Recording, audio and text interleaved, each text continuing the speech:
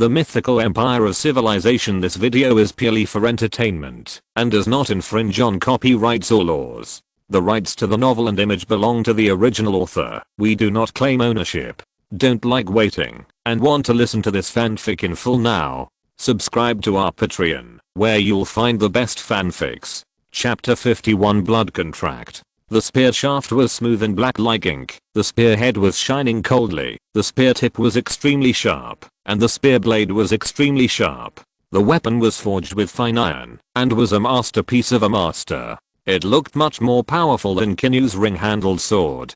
Qin Yu was now increasingly suspicious whether his so-called steel-refined ring-handled sword was made on a production line. From this point of view, the steel was also refined 100 times. It was probably close to the production line. Qin Yu shook his head to shake off his thoughts, then looked at the two of them and said seriously, "The development of the dragon tribe has been great, both in big and small matters, and in big and small battles. Therefore, this 9-ring broadsword is awarded to Jiangli, and this swimming dragon spear is awarded to Yuming. These two items are artifacts in this era, which can give people invincible power, and also represent the glory of my dragon tribe. I hope you can cherish them, and create more achievements in the future. I encourage you all." Jiangli and Yuming were excited, and their hearts were burning as they took over their weapons. They waved them a few times on the spot impatiently. Waves of amazing breaking sounds resounded in the ears of the people around them. In terms of momentum, Jiangli's 9-ring broadsword was the most powerful one. It was waved with great vigor, and the 9 iron rings clanged and rang, which also increased the deterrence and momentum. The two of them simply competed twice. Jiangli was born with great strength, but when he swung the broadsword, he still looked a little clumsy, but he couldn't resist the power and wide range. Often, with one slash, all the offensives that Yuming wanted to launch were swept away, and he had to keep retreating and looking for opportunities. When the broadsword is swung, as long as the moves are compact and the momentum is overwhelming, the enemy has no chance to attack. And if you want to make the moves coherent and compact for a long time, it is very physically exhausting. Even if Jiangli's physical potential reaches 4 stars, it is still potential after all, and his real physical fitness is only 2.5 stars now. And Yuming's Yaolong spear is as fast as lightning, dangerous and dangerous. His weapon is actually advantageous, but Jiangli's martial arts attribute is 1 star higher than Yuming, and his physical fitness is not bad, so Jiangli won this competition by 1 move. The two immediately called a halt and stopped at a certain point to avoid hurting the harmony. "We have won a series of great victories today, and the whole tribe should celebrate. Order people to kill cattle and sheep to reward the army and the tribesmen." Yes. As Qin Yu's voice fell, the entire dragon tribe, whether it was the inner city or the outer city, became lively. In addition to some of the meat that was originally stored, more than 30 sheep were slaughtered in the tribe, and various boilers and stone stoves were rising with sparks, cooking food. In the inner city of the dragon tribe, in the meeting hall, at this time, a group of people came and sat in the hall, waiting for the meal to start. During this time, Qin Yu could see that Ji's face was not very good, probably because everyone else had received rewards, but he had not. Qin Yu smiled and said, "Ji, although you joined the dragon tribe later, I have always treated you as my own son. Let the warriors of the tribe rest for a day today. Tomorrow, you will be allowed to lead the team to conquer the remaining tribes one by one. Bring back the people and materials, and I will reward you with a magical object." Ji was secretly looking at the 2 weapons standing at the door at this time, and he was envious to death.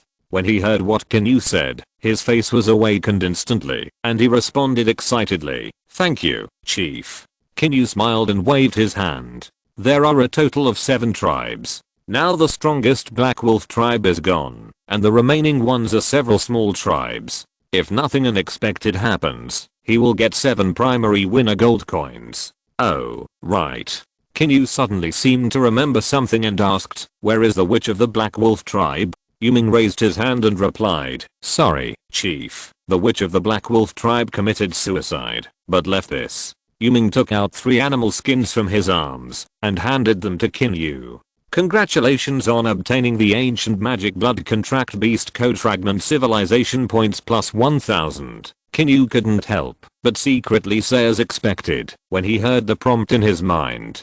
But what he didn't expect was that this thing was actually a fragment. Let someone send it to Yi and let him study it. Qin Yu glanced at it twice, but still felt that he could understand it, but couldn't read it, so he gave up. Wait a minute, let's call Yi over. Qin Yu interrupted. He just suddenly remembered that he seemed to owe Yi a wish, so he just called him over to discuss it together. Someone set up another table and Yi walked in after a while, dragging his old body. Meet the clan leader. The old man bowed respectfully. Qin Yu waved his hand. You're welcome, sit down. Thank you, clan leader. After saying that, Yi walked to the empty table on the left and sat down. Qin Yu gestured to Yuming on the side to hand the animal skins to Yi. Yi, this should be the magic passed down by the witch of the Black Wolf tribe.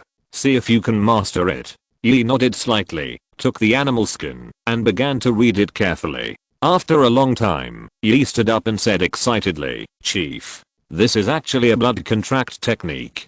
The animal skin records a blood contract technique between humans and wolves. After the contract is successful, the affinity between humans and wolves will increase. The two will gradually become tacit over time, and will slowly build a bridge of the soul. Qin Yu was stunned, and his face suddenly became pleasantly surprised. He thought it was just a simple spell to drive wild beasts, but he didn't expect it to bring him such a big surprise. Last night, when he saw the Black Wolf Chief riding the Black Wolf King and transforming into a fierce wolf cavalry, he thought about how great it would be if he could establish a wolf cavalry unit. But you have to know that only the Black Wolf King is strong and tall enough to be used as a mount. As for the rest of the wolves, they are definitely not big enough to be used as mounts. But now it's good.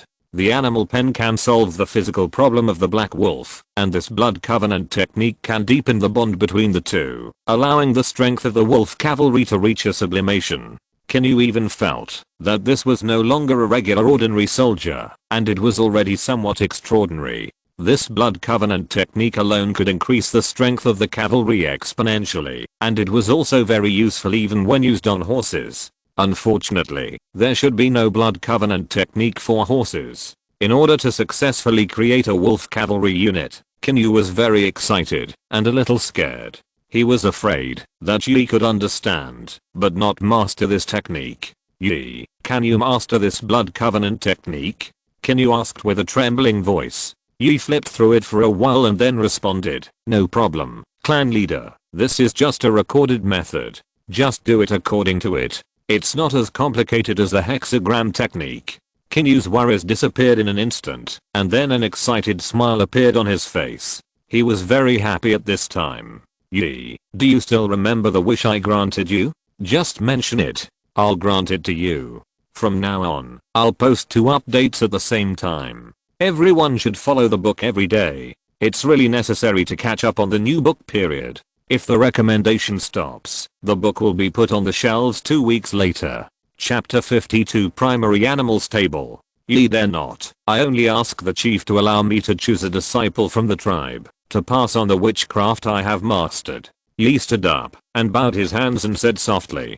Qin Yu laughed and said very cheerfully, don't say 1 person, 10 people will do. I allow you to build a witch temple and recruit talented disciples from the tribe to learn witchcraft. In the future, people in the witch temple can call themselves tribal wizards, enjoy free treatment, and do not need to work, and focus on practicing witchcraft. Yi, thank you, chief. Yi's wrinkled old face suddenly became excited. Qin Yu waved his hand and said, okay, sit down and eat. Later I will send someone to build a larger wooden house as the building residence of the witch temple. In the following time, female tribesmen began to bring all kinds of delicious food to the table of everyone. There were not so many particulars in the primitive times. After watching Qin Yu take a bite, everyone began to eat heartily. After about 20 minutes, Qin Yu drank some goat milk on the table to clear his mouth, and then began to discuss the development of the tribe and the army with several people. In addition to the 6 tribes, there are 3 bad tribes on the trade route that need to be cleared. After all of them are cleared, the caravan will continue to set out for trade on time. Let Ji and Jiang Li handle the cleaning, and Yuming and Zhao Yu handle the trade. Yes. Yes. Several people responded at the same time. Qin Yu nodded and continued. Jiang Li's shield and axe team can be increased to 70 people, and the equipment will be taken from the treasury later. As for Ji and Yuming, each of you will recruit 150 people from various troops, and the new recruits will be trained separately. Zhao Yu will recruit 10 people, to increase the number of scouts to 30, and as for Yap, recruit 100 new recruits to train archers, and recruit male soldiers this time. Several people in the audience nodded to show that they understood. At present, the population of the dragon tribe has reached more than 1,200 people. Qin Yu expects that after those tribes are removed, the population of the dragon tribe will increase a lot. C2, how much food is left in the tribe storage? Qin Yu looked up and asked. Reporting to the tribe leader, including the food recently transported back from the enemy tribe, it should be enough for more than 1,000 people to eat for 7 days. C2 stood up and bowed in response. Only enough for 7 days? Qin Yu was stunned and then asked, what about cattle, sheep and horses? How many are there? Reporting to the tribe leader, there are more than 150 horses, more than 260 cattle, and more sheep, nearly 500 in total. But now it is winter, there is not much meat on the animals, and they are all very thin. Qin Yu nodded and motioned C2 to sit down. It is definitely not cost effective to eat livestock at present, and the food reserves seem to be in crisis. The amount of food consumed by 1,000 people on a daily basis is extremely terrifying. Even if some is controlled, it will take more than 1,000 kilograms a day. Consuming more than 1,000 kilograms a day, more than 10,000 kilograms in 10 days, and more than 30,000 kilograms of food a month. Even if the sheep are killed to solve the problem, the sheep will definitely lose meat in winter. After killing a sheep, removing bones, blood and internal organs, the meat left may be less than 100 kilograms. At this time, even if we go hunting, we don't know whether we can catch a deer. Even if we can catch a deer, how many pounds of meat will it have before winter, and how many pounds of meat will it have after winter? We still need to solve the fundamental problem. The fundamental problem. Qin Yu was silent for a long time and suddenly he was shocked. I thought of it. Lake. The lake in the south. Even in winter, as long as we can break the ice, we can fish. It just so happens that he made some harpoons, fishing nets and fish baskets in order to brush civilization points before, and the tribesmen in the tribe should have mastered the production methods. Let people make more fishing nets, fish baskets, harpoons and so on. Organize a team of tribesmen to go to the lake in the south with me tomorrow. C2 was stunned and asked in confusion, Chief, the lake in the south is frozen. Even if it is not frozen, it is not easy to catch prey in it. The things I mentioned are used to catch prey. Bring more than 30 people. For safety, bring a team of archers and stone spearmen to prevent danger. C2 understands. The caravan will not trade tomorrow. I will accompany you, Chief, Yuming said. Qin Yu nodded, no problem. Then he planned some necessary things, such as the construction of wooden houses in the outer city. Now that the population has increased dramatically, there are not enough buildings for living. The livestock pen in the North City needs to be expanded. It is already difficult to accommodate so many livestock. The second is a problem of order in the city. Slaves need to be gradually integrated. In order to prevent rebellion and chaos, patrol soldiers need to be increased. There need to be garrison soldiers in the outer city and the inner city to deter some slaves or even tribesmen with bad intentions. After lunch, the people in the hall gradually dispersed, and the dragon tribe fell into a hot state of development and construction. Qin Yu took the time to come to the North City, looking at the palm-sized building model in his hand, filled with blue light, which showed the location of the 500 square meters of open space required for construction. The population living in the North City is very small, because most of the place here is planned as a livestock area, but there is still a lot of open space. After finding a suitable place, Qin Yu threw the model in his hand, and then after a dazzling light, a 500 square meter animal pen appeared in front of him. It doesn't look like anything special, just a circle of high fences with some sheds inside. Primary animal stables, types of wild animals that can be tamed. 1. Set. Cannot be changed. Number of wild animals in the current stable. 0 current taming progress. 0%. Current reproduction rate. Plus 50%. Current physical growth rate. Plus 50%. Current status recovery rate. Plus 50%. Tip. Primary animal pens can spend civilization points to increase attribute bonuses. Every 1000 civilization points can increase a single attribute by 10% for 1 month. It's really a black technology building. Qin Yu looked at the attributes of the primary animal pens with his eyes shining. The primary attributes are so strong. So what about the intermediate and advanced ones? Not only can it increase the reproduction rate, but also the growth rate. However, the only bad thing is that once a type of wild animal is fixed, the rest of the wild animals can no longer be tamed. But Qin Yu can still accept it. After all, even if he is asked to release tigers and lions now, he can't find them. At least there are no lions in the eastern part of the grassland, and there may be tigers in the mountains and forests. But now it seems that it is completely unnecessary. There is already a ready-made one, so there is no need to look for those unfounded ones. He is not stupid. Let someone put all the black wolves into this animal pen later and build a separate fence for the old wolves and the disabled wolves. Qin Yu instructed the tribesmen around him. The people beside him nodded to show that they understood. But when Qin Yu thought about taming the black wolves, he thought that they would need at least 200 kilograms of meat a day. After all, there were more than 100 carnivorous wolves, and food was tight again. Read more! Exclamation mark. Chapter 53, The Hero of the World. Such a big change happened in Pan's Han tribe. In the meeting hall, Qin Yu couldn't help but feel shocked when he heard what Li said below. Li had only been away from the tribe for 2 days when a rebellion broke out in the tribe. In the end, the blame was thrown on him, allowing the second chief to sit firmly on the position of the tribe leader. This GUI do is a talent. Qin Yu said. What talent? A vicious and insidious villain. Li gritted his teeth in anger. Qin Yu nodded. No matter how insidious he was, at least the other party was very smart, but his character was a bit vicious. However, in this world, where survival is the most important thing, power represents blood and conspiracy.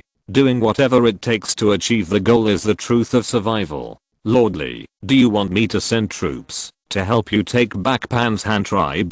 Qin Yu asked. Li shook his head. The Pan's Han tribe has a very powerful beast with infinite strength. It can split mountains and crush rocks. Its name is Huala. Huala likes to hide in the mountains and forests, and doesn't like to go outside the mountains and forests. Only the clan leader knows how to control Huala. Now Huala is controlled by GUI Do for unknown reasons. Huala. Qin Yu was stunned. How does he compare with wild wolves, tigers and other wild beasts? Li shook his head. I'm afraid only a pack of wolves can barely defeat Huala, and a mountain tiger can only be torn to pieces in front of Huala. Maybe a saber-toothed tiger can compete with Huala, but Huala is not only extremely powerful, but also very agile in the mountains and forests, and is difficult to attack. Qin Yu frowned. This made him feel troubled. He didn't expect that the Pan's Han tribe had such a method. Strange beasts. It is probably a species left over from ancient times. Its strength should be above that of wild beasts. It is a bit difficult to deal with. Don't worry too much, Chief Long. The number of cunning wolves is rare. The Pan's Han tribe has only found a dozen of them in all these years. Li explained. Qin Yu was stunned and relieved. He thought that the number of cunning wolves would be similar to that of the black wolves in the Black Wolf tribe. If there were really hundreds of them, how could he play? He might as well run away with the money as soon as possible. Qin Yu looked at Li and nodded. Master Li, just tell me if you have something to say. I will definitely help you. I know that I will die in the end, but the old chief has done me a favor. Whether it is for the old chief or the Pan's Han tribe, I have to go back and try. Li continued with difficulty. Just let my brothers join the dragon tribe. I hope that Chief Long can treat them well. Qin Yu was stunned and immediately had a little idea. It would be a lie if a leader didn't feel moved by a person like Li who is both virtuous and talented. Since the direct lineage of the chief of the Pan's Han tribe has died out, the probability of recruiting Li or even merging the Pan's Han tribe has greatly increased. If the Pan's Han tribe can be accepted, Qin Yu will be able to get involved in the resource land of the mountain forest, and it will be easier to mine coal and stone in the future. The resources of the mountain forest are also not small, and the Panshan tribe has lived in the mountain forest for many years, so they must have a lot of experience. After thinking for a moment, Qin Yu looked up at Li and said with a serious face, "Li, do you think you can get into the gate of Panshan tribe if you go back like this? I'm afraid you will be killed as soon as you enter the forest. You will be ashamed of the old patriarch if you die like this." Li was stunned. Then what should I do? I hate this kind of person the most in my life. I wish I could kill him with my own hands. But the dragon tribe is not stable at this time. Lord Li can live in the dragon tribe for a while. After the tribe is stable, I will personally lead the troops to help you kill the enemy. The dragon patriarch is very kind. Li has nothing to repay, and I will do whatever you want in the future in the dragon tribe.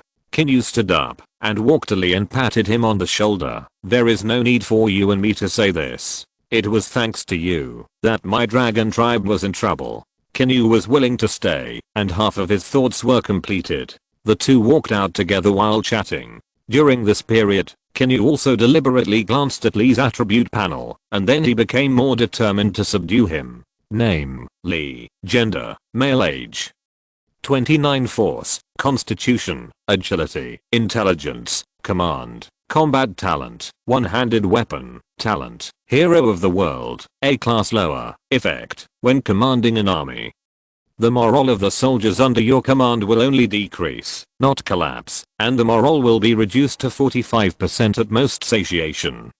50. Loyalty, unknown, unlocked talent, knowing people with wisdom, can be checked.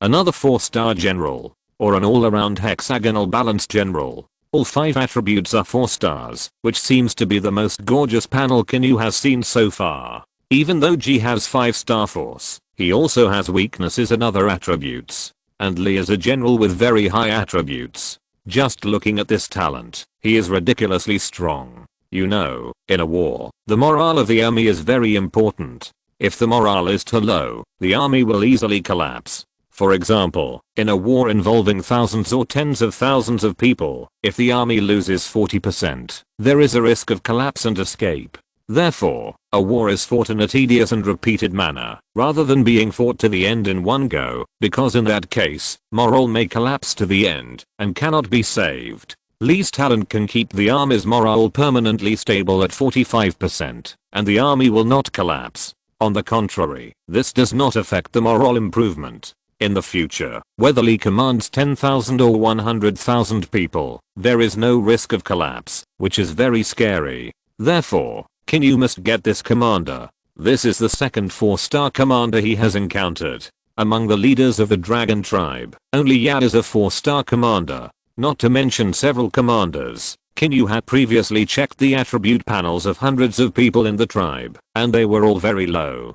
2-star was considered rare, 3-star was even rarer, and 4-star did not exist at all. Therefore, when Qin Yu knew how rare Li's attributes were, and how powerful his talent was, he could not let this god escape from his palm. And Qin Yu also really admired Li's character. He never said anything wrong, and loved his subordinates. These are all what an excellent general needs. In the ice and snow, a thick layer of ice formed on the vast lake. The sunlight shone on the transparent ice surface, and the waves were still sparkling. Qin Yu looked at the azure lake. Through the ice, he seemed to see the fish swimming inside. Break the ice, and be careful not to make the hole too big.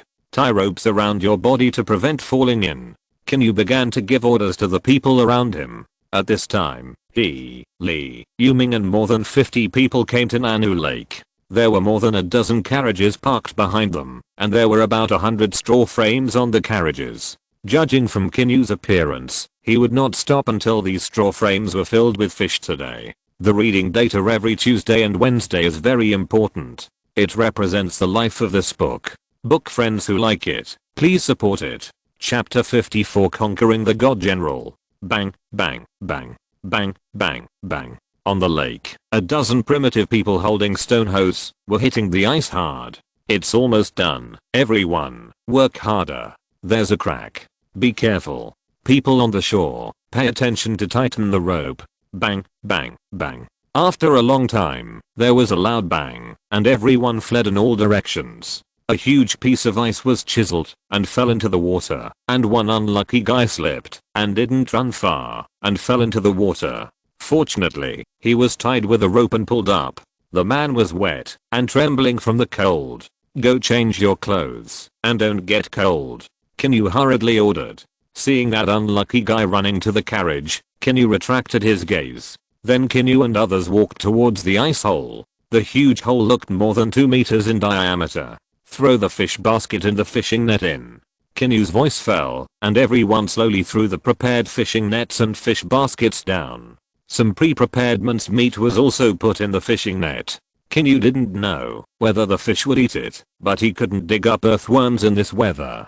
Even if there were, he couldn't dig them up because of the hard frozen soil. Everyone watched the fishing nets and fish baskets slowly sink to the bottom of the lake and began to stare at the hole expectantly. 10 minutes, no response. 20 minutes, still no response. Just when everyone felt that they were waiting in vain, suddenly, there were waves of splashing water from the bottom of the lake. Huge and dense puffing sounds continued to sound, and the lake surface above splashed with water. "Pull. Pull up quickly." Qin Yu's voice fell, and everyone hurriedly pulled the fishing nets and fish baskets out. They were light when they were put in, but when they pulled them, everyone felt as if they were filled with cement and were extremely heavy. After a long time, there was a loud bang, and the fishing net and fish basket full of fish were pulled up, and everyone stumbled back. "This is the fish. We can eat it." Qin Yu looked at the fish in the pulled out fishing net and fell on the ice, flapping their tails wildly. He glanced at it and saw that each fish in the net was half a meter long. The lightest weighed 7 or 8 kilograms, and the heaviest even weighed 20 kilograms. This net and the fish basket together probably weighed 300 or 400 kilograms of fish. This thing can actually catch things in the water. The dragon tribe is really full of talented people. Li looked at the pile of fish wrapped in the net and couldn't help but sigh. Yuming smiled and said, "This was all invented by our tribe leader. You never expected it, did you? There are more than that. You know, more than a month ago, there were only more than 40 people in the dragon tribe. As for now, there are more than 1,000 people. I can't imagine it." Li was stunned and recalled the first time he came to the dragon tribe. At that time, the dragon tribe was just a small tribe with only a little over 100 people. Now it is really different from the past. It has developed too fast. He looked at the tribe leader of the dragon tribe who was directing everyone to dig more holes, with a little admiration in his expression. The dragon tribe has such a tribe leader, and it has really become a dragon. Li sighed. "Yes, yes." Yuming also said from the heart. Time lasted until the afternoon. 50 people were busy for nearly half a day, and the final harvest was huge. More than 2,600 kilograms of freshwater fish, which can almost allow the dragon tribe to maintain its food supply for 2 more days. However, the area of Nanhu is very large, and adding more people can catch more fish.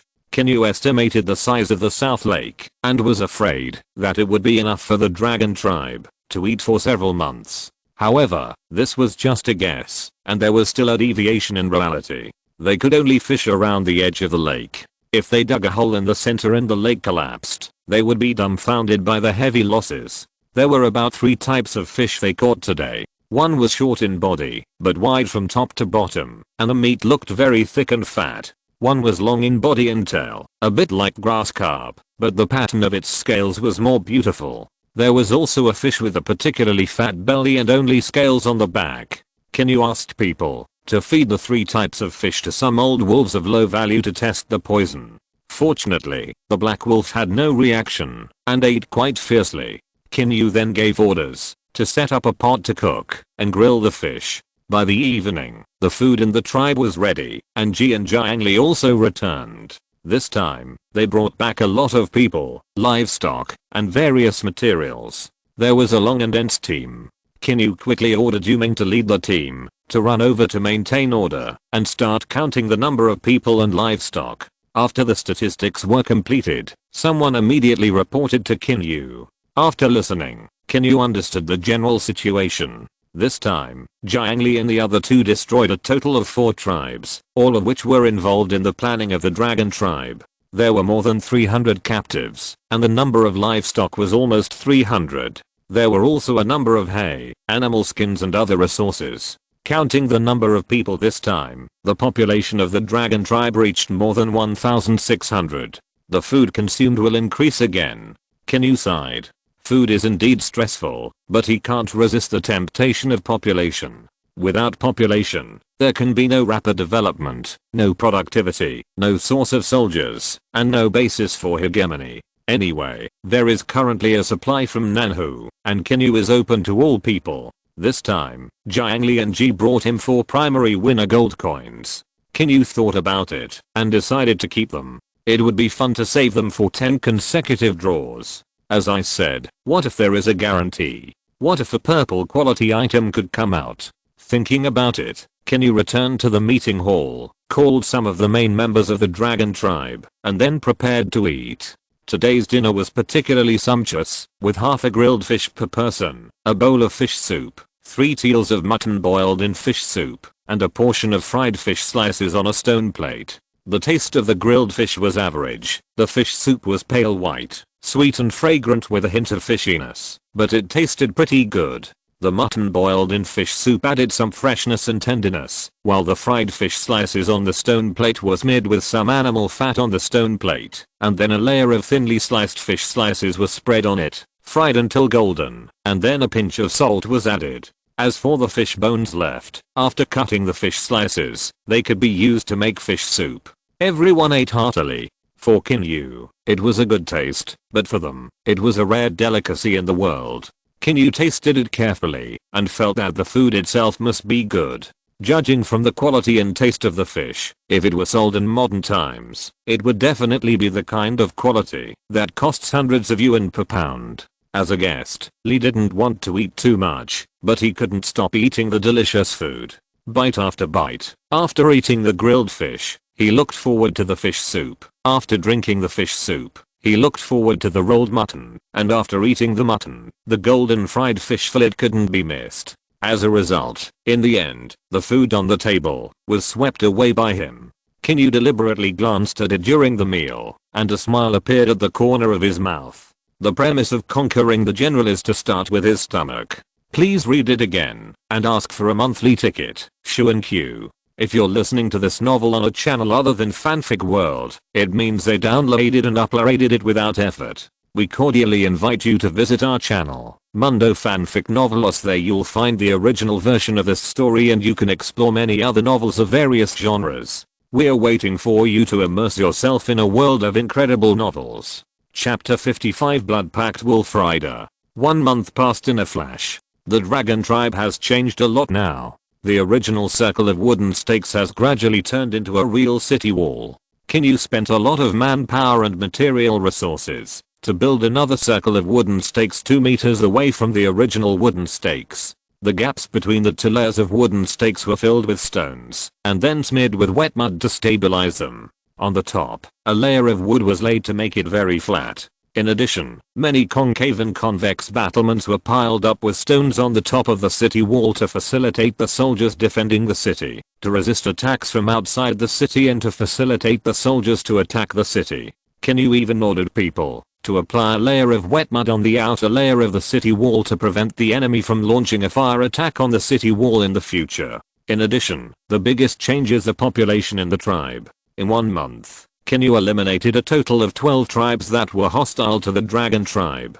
As a result, the population of the dragon tribe has increased from the original 1,600 to 3,200, a full 3,200 people. The rows of wooden houses for living in the dragon tribe city have been built, but they are not yet fully occupied. According to Qin Yu's estimation, this wooden city can accommodate about 10,000 people, so the city wall is not in a hurry to expand, and Qin Yu does not plan to expand the city, but plans to choose a good place to build a branch city in the future. More than 3,200 people, nearly 2,000 livestock and more than 100 wild beasts. The daily food consumption is very terrifying. At this time, the dragon tribe, including the food obtained from recent looting and trade, is estimated to last for nearly half a month. However, the fish on the South Lake can still be produced continuously, and the crisis is not very big.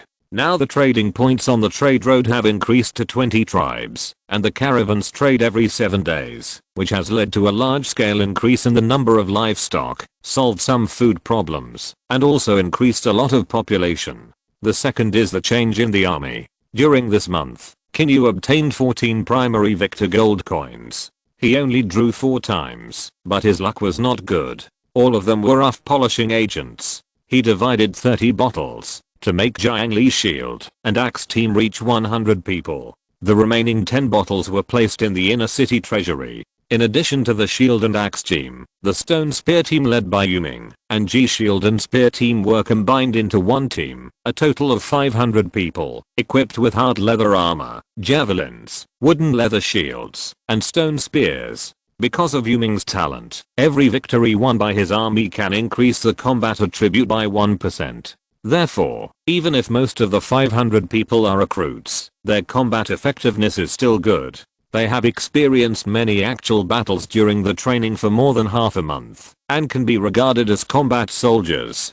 Ji was arranged by Qin Yu to command the wolf cavalry. The strong men Qin Yu recently selected from the tribe have successfully established a blood contract with 50 black wolves, and started the training process. Regarding the positioning of wolf cavalry, Qin Yu's idea is to develop them in the direction of rangers. At this time, after a month of training in the animal pen, the black wolf has reached a height of about 1.3 to 1.4 meters, and a length of about 1.8 to 2.2 meters. It is more robust than before, and its speed has increased a lot. It can be ridden by cavalry.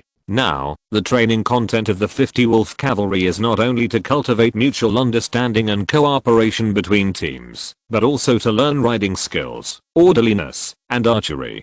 Qin Yu is not in a hurry to train wolf cavalry. An elite and combat capable force cannot be trained overnight, so these are the only training items. After a while, they will be equipped with melee weapons, small and flexible round wooden shields, and long scimitars, but this kind of scimitar cannot be made of stone.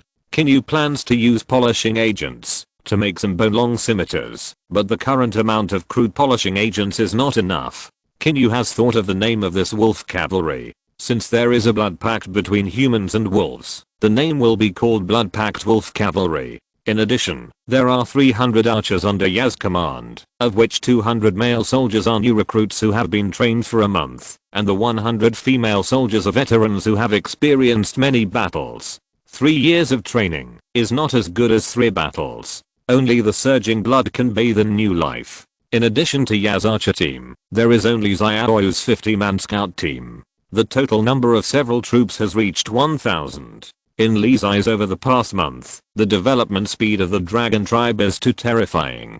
The army alone has as many as 1,000 people. Now, even the dozen or so cunning scorpions owned by the Panshan tribe may not be able to stop the dragon tribe.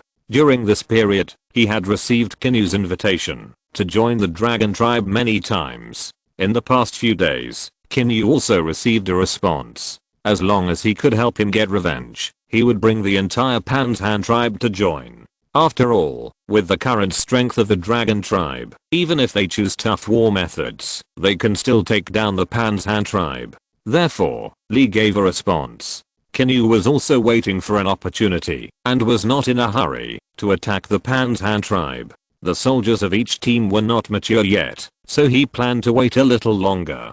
Even though the army of the dragon tribe has reached 1,000 people, Qin Yu is still recruiting soldiers recently. A personal guard unit with a size of 100 people, led by the tribe leader himself, is called the Imperial Guard. Now the number of people is still a little short of full strength. After all, Qin Yu's recruitment has requirements for weight, height, and physical condition, so the recruitment time should wait for 2 days. In the inner city of the dragon tribe, the meeting hall, 10 guards holding stone spears stood outside the hall. The hall was empty, with only Qin Yu sitting on the stage. Now he has collected 10 primary winner gold coins and 2 primary loser gold coins. The latter is just the loser gold coins obtained when the fishing team of Nanu is occasionally attacked. Now, the 2 tribes that once provoked and attacked the fishing team have also merged into the dragon tribe. When the army of the dragon tribe arrived at the gate of their tribe, almost no one dared to resist. In a trance, Qin Yu came to the lush cliff bank. and threw all the 12 gold coins in his hand down.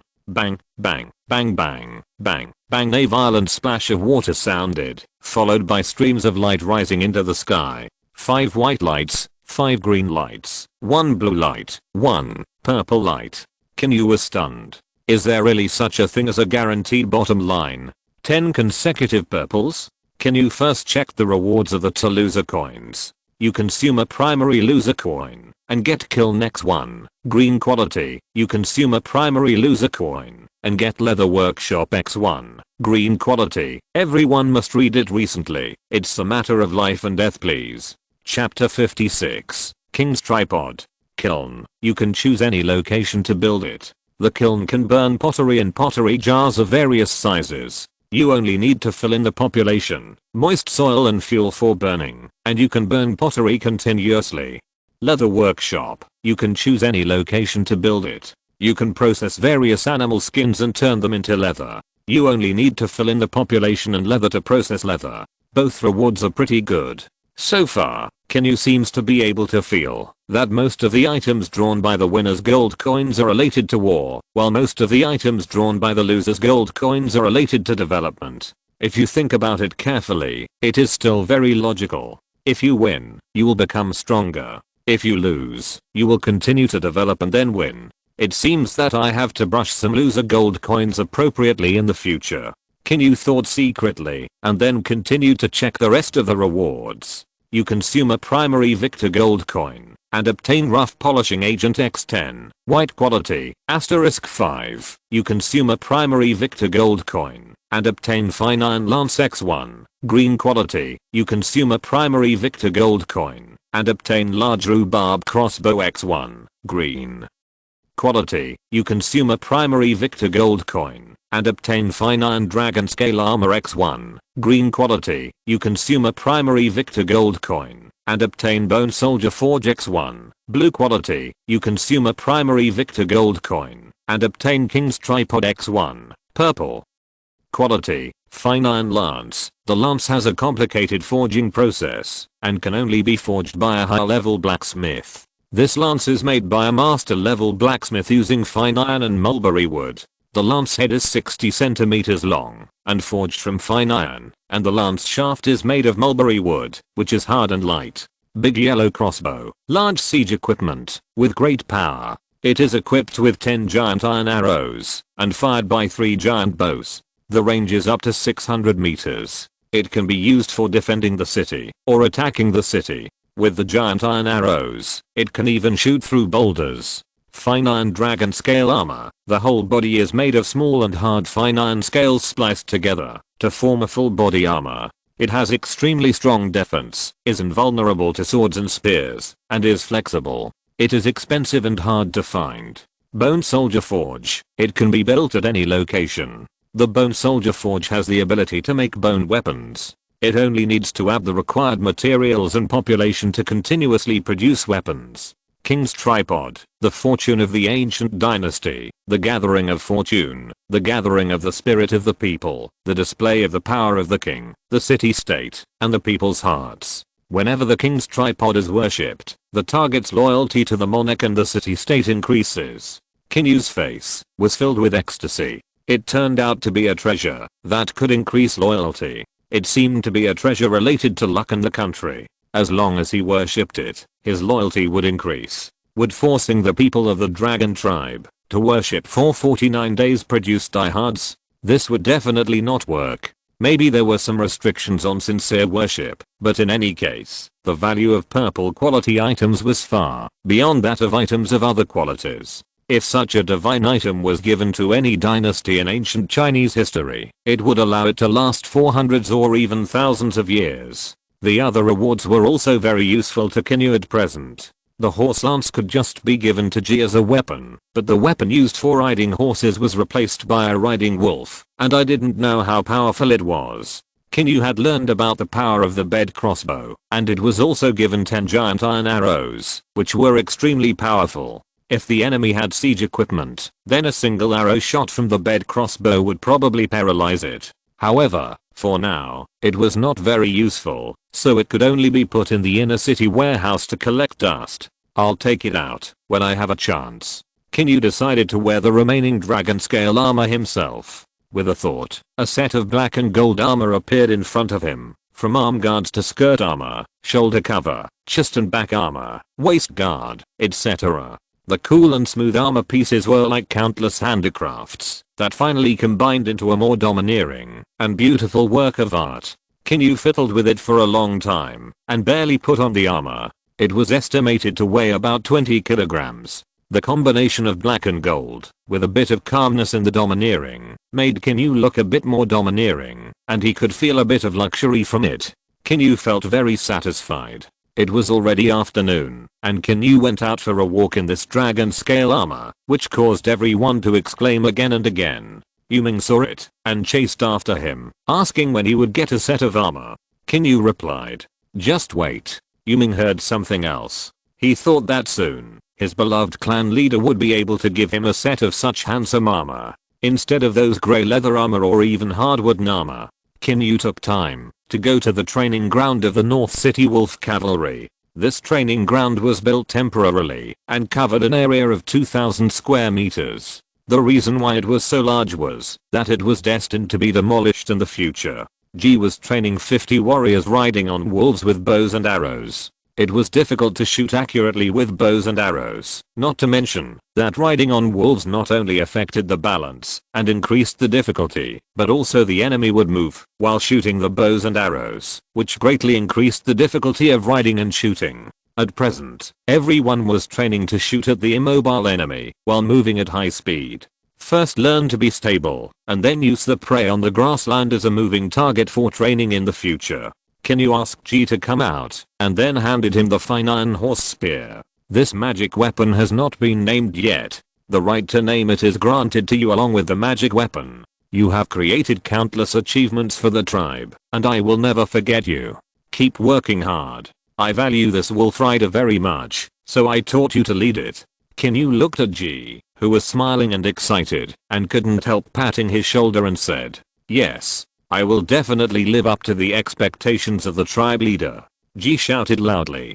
Qin Yu nodded. "Okay, continue training." Looking at Ji's back, Qin Yu watched for a long time outside the training ground. The tall and strong wolf can easily be ridden by people. It seems that its endurance is also very good. The ability of the primary animal pen is really amazing. Qin Yu sighed for a moment and left. In one afternoon, he built a kiln, a leather workshop, and a bone soldier forging workshop. The kiln and the leather workshop can be operated directly, as long as people and materials are filled in. As expected by Qin Yu, the bone soldier forging workshop needs to spend civilization points to draw the corresponding drawings before forging. The price is also very affordable. One draw costs 1,000 civilization points. Well, he only has 1,200. Reading is a matter of life and death. Everyone must read it recently. Chapter 57, Coal Valley Attack.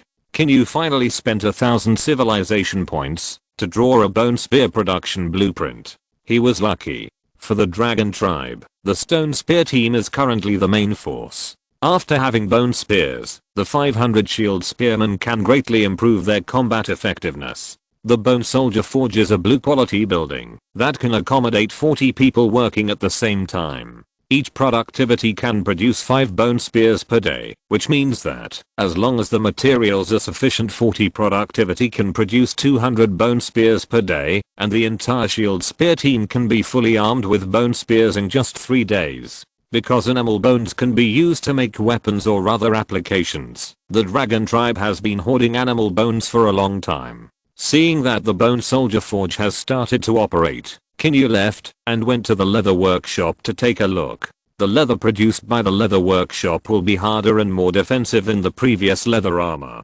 Therefore, the leather workshop is also operating at full capacity. After returning, Qin Yu ordered people to find 50 animal bones of suitable shapes, and then used up all 50 bottles of rough polishing agent with a wave of his hand. After a series of magical changes that surprised people, 50 sharp and shining bone scimitars for cavalry were freshly produced. These scimitars were the weapons for the Blood Covenant wolf riders. In addition, there was a wooden shield wrapped in hard leather, a longbow, and 2 tubes of bone arrows. "Come here," Qin Yu called softly. A soldier holding a spear immediately walked in from the outside and bowed and said, "What do you want, chief?"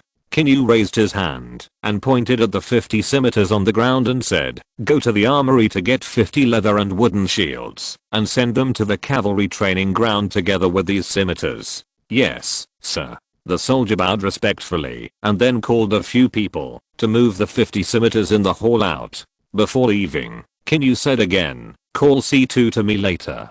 "Yes, chief." Panzhan tribe station. In the cave on the top of the cliff. Second head. Chief, the hunting team found that the dragon tribe frequently entered and exited a valley in the forest. A primitive warrior walked in and changed his address abruptly under the others' cold eyes.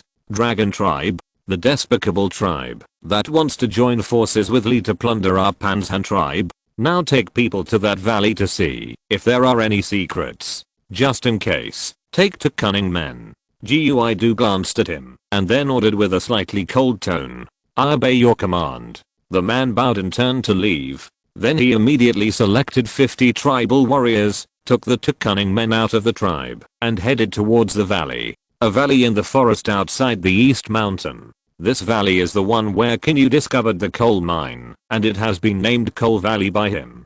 At this time, a simple camp has been built in the Coal Valley, which can mainly provide some rest facilities for the tribesmen who are mining. There are a total of 50 people in the camp, including 20 dragon tribe militiamen holding stone knives and wearing animal skins. The militia of the dragon tribe is a system that Qin Yu has recently planned. It does not require overly complicated training. It only needs to train 2 weapons, javelin and stone knife. Usually, they are mainly responsible for the order in the tribe and patrol the 4 outer cities. When there is no war, they will become hunting teams and go out hunting. The word militia means that they can be civilians or soldiers. When war comes, they will be in reserve. When there is no war, they will be responsible for managing the order in the city and hunting prey. Sometimes they will be recruited to build buildings. Among the 50 people in Coal Valley, 20 militiamen are responsible for the safety of the other 30 mining tribesmen. If they encounter wild beasts, they will not be powerless to resist.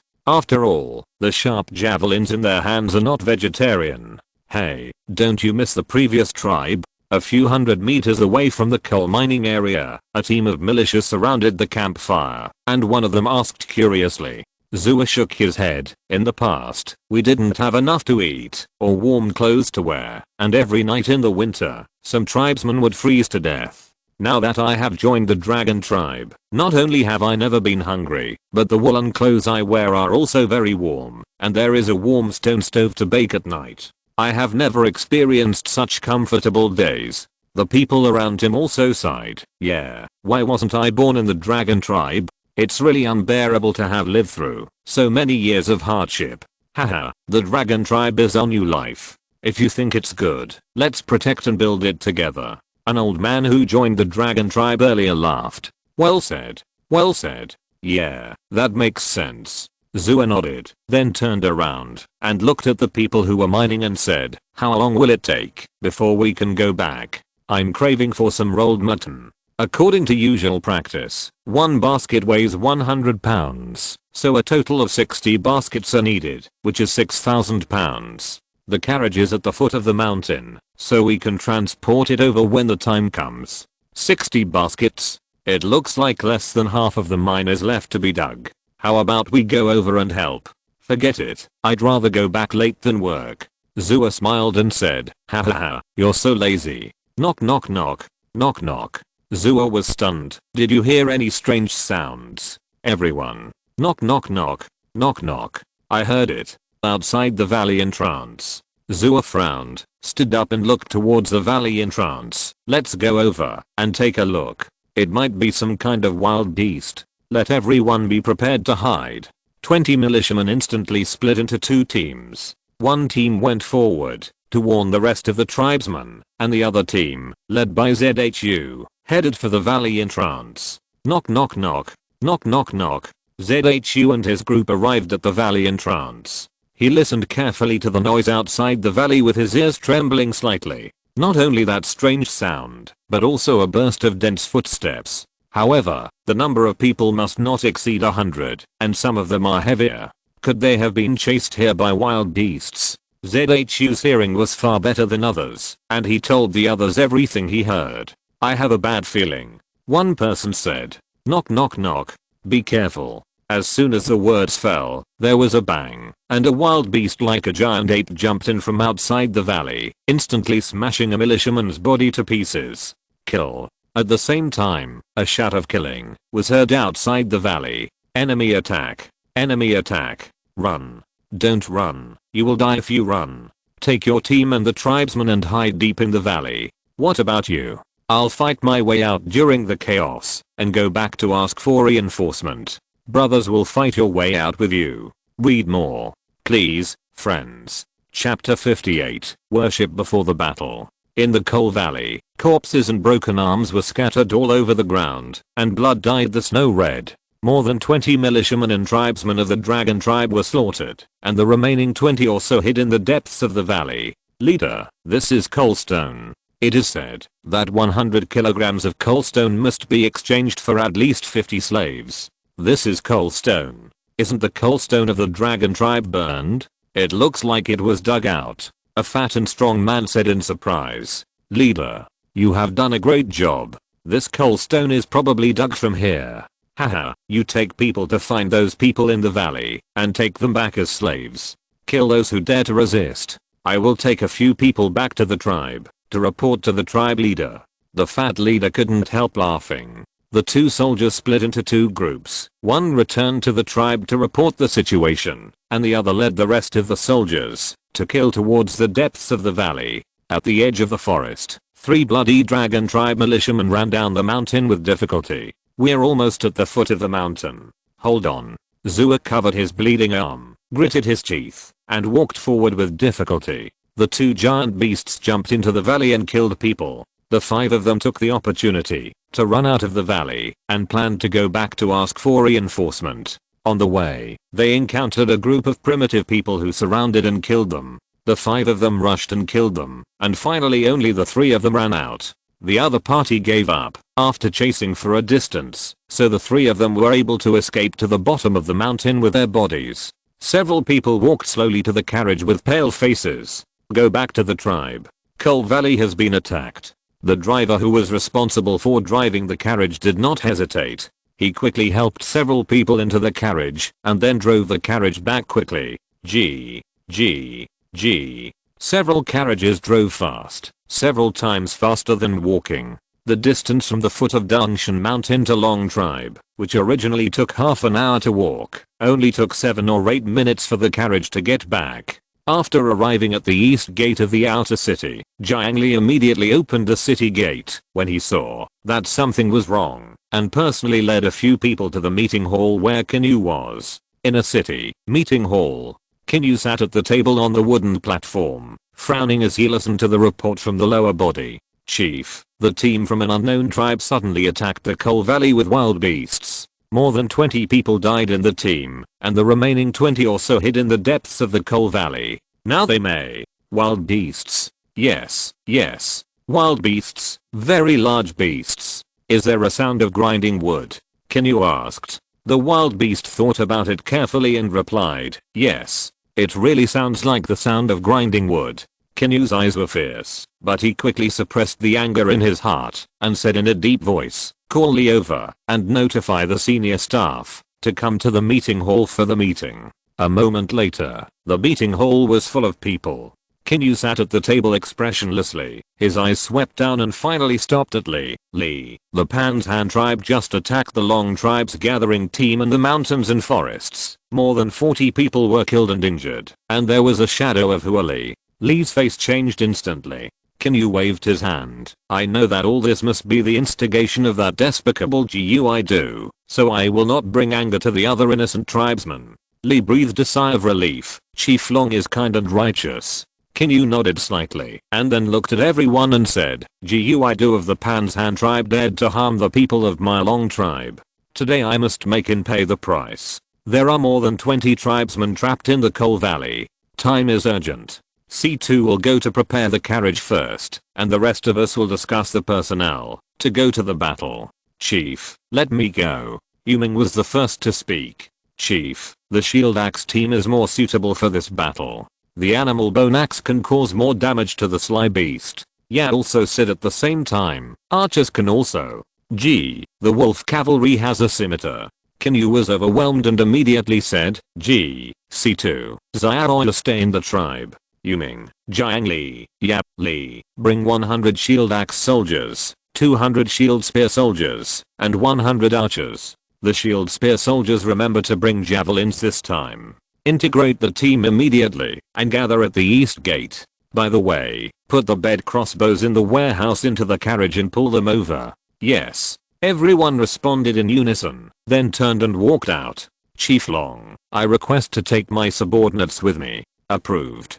Qin Yu, wearing dragon scale armor and holding a ring-headed knife, walked out of the hall angrily. Li raised his hand to salute and then followed Qin Yu. In the inner city, Qin Yu suddenly had someone build a wooden platform. After a while, several people lifted up a huge tripod made of unknown materials. The body of the tripod was smooth and mainly black. There were golden patterns of mountains, rivers, dragons, and phoenixes engraved on it. From a distance, one could feel an inexplicable majesty oppressing the body, which made people unconsciously have a respectful look. This is the king's tripod. The army can guarantee repeated victory by worshipping it, and the tribesmen can guarantee the mountains and rivers are safe by worshipping it. This tripod represents my will, and the will of the dragon tribe. Qin Yu climbed onto the platform, looked at the people below and shouted loudly. At this time, all the tribesmen and soldiers in the tribe gathered in the inner city, making the inner city suddenly crowded. The platform for the tripod was built in the center, and everyone could clearly see the king's tripod and Qin Yu. Qin Yu continued to shout, the Panshan tribe far away in Dongshan killed my people today, and took away our way to survive the winter. There are still our people in the Coal Valley. Now that my people have been killed and trapped, as the tribe leader, I should lead the army to rescue them. They are the people of the dragon tribe. They are my use people, and you are also the people of the dragon tribe. They are my use people. Long live the tribe leader.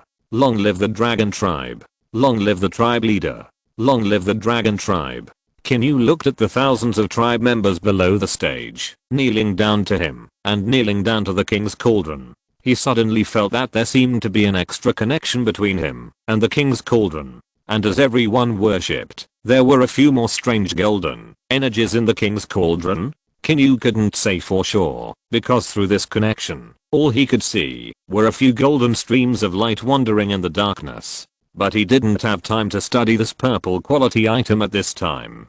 Qin Yu glanced at the audience. We will win this battle. Rise up, my people, and wait for my triumphant return. We will win. We will win. We will win. We will win. Qin Yu slowly walked down the wooden platform and led the army slowly from the gate of the inner city to the east gate. Passing through the noisy crowd, the soldiers looked excited, as if they were going to attend a grand banquet. Among the more than 3,000 people in the dragon tribe, at this moment, it seemed that they had gained a lot of sense of belonging to the dragon tribe. Good brothers, you must read it every day, and it will be available on the shelves early, and updated early please. Chapter 59, Killing Beasts. This army is going to rescue the tribesmen trapped by the enemy. They are also the tribesmen of the dragon tribe. If they encounter the same danger one day in the future, their chief will lead the army to rescue them like today. At this moment, the army's expedition occupied the harmony of people and followed the will of the tribesmen. No one opposed it. It followed the will of the soldiers, which made them high-spirited. Nothing makes people feel the significance of this trip more than rescuing companions besieged by the enemy. Among them, after the power of the divine object kingdom, I believe that the noisy forces in the dragon tribe will eventually condense into a new will and a new civilization in the future.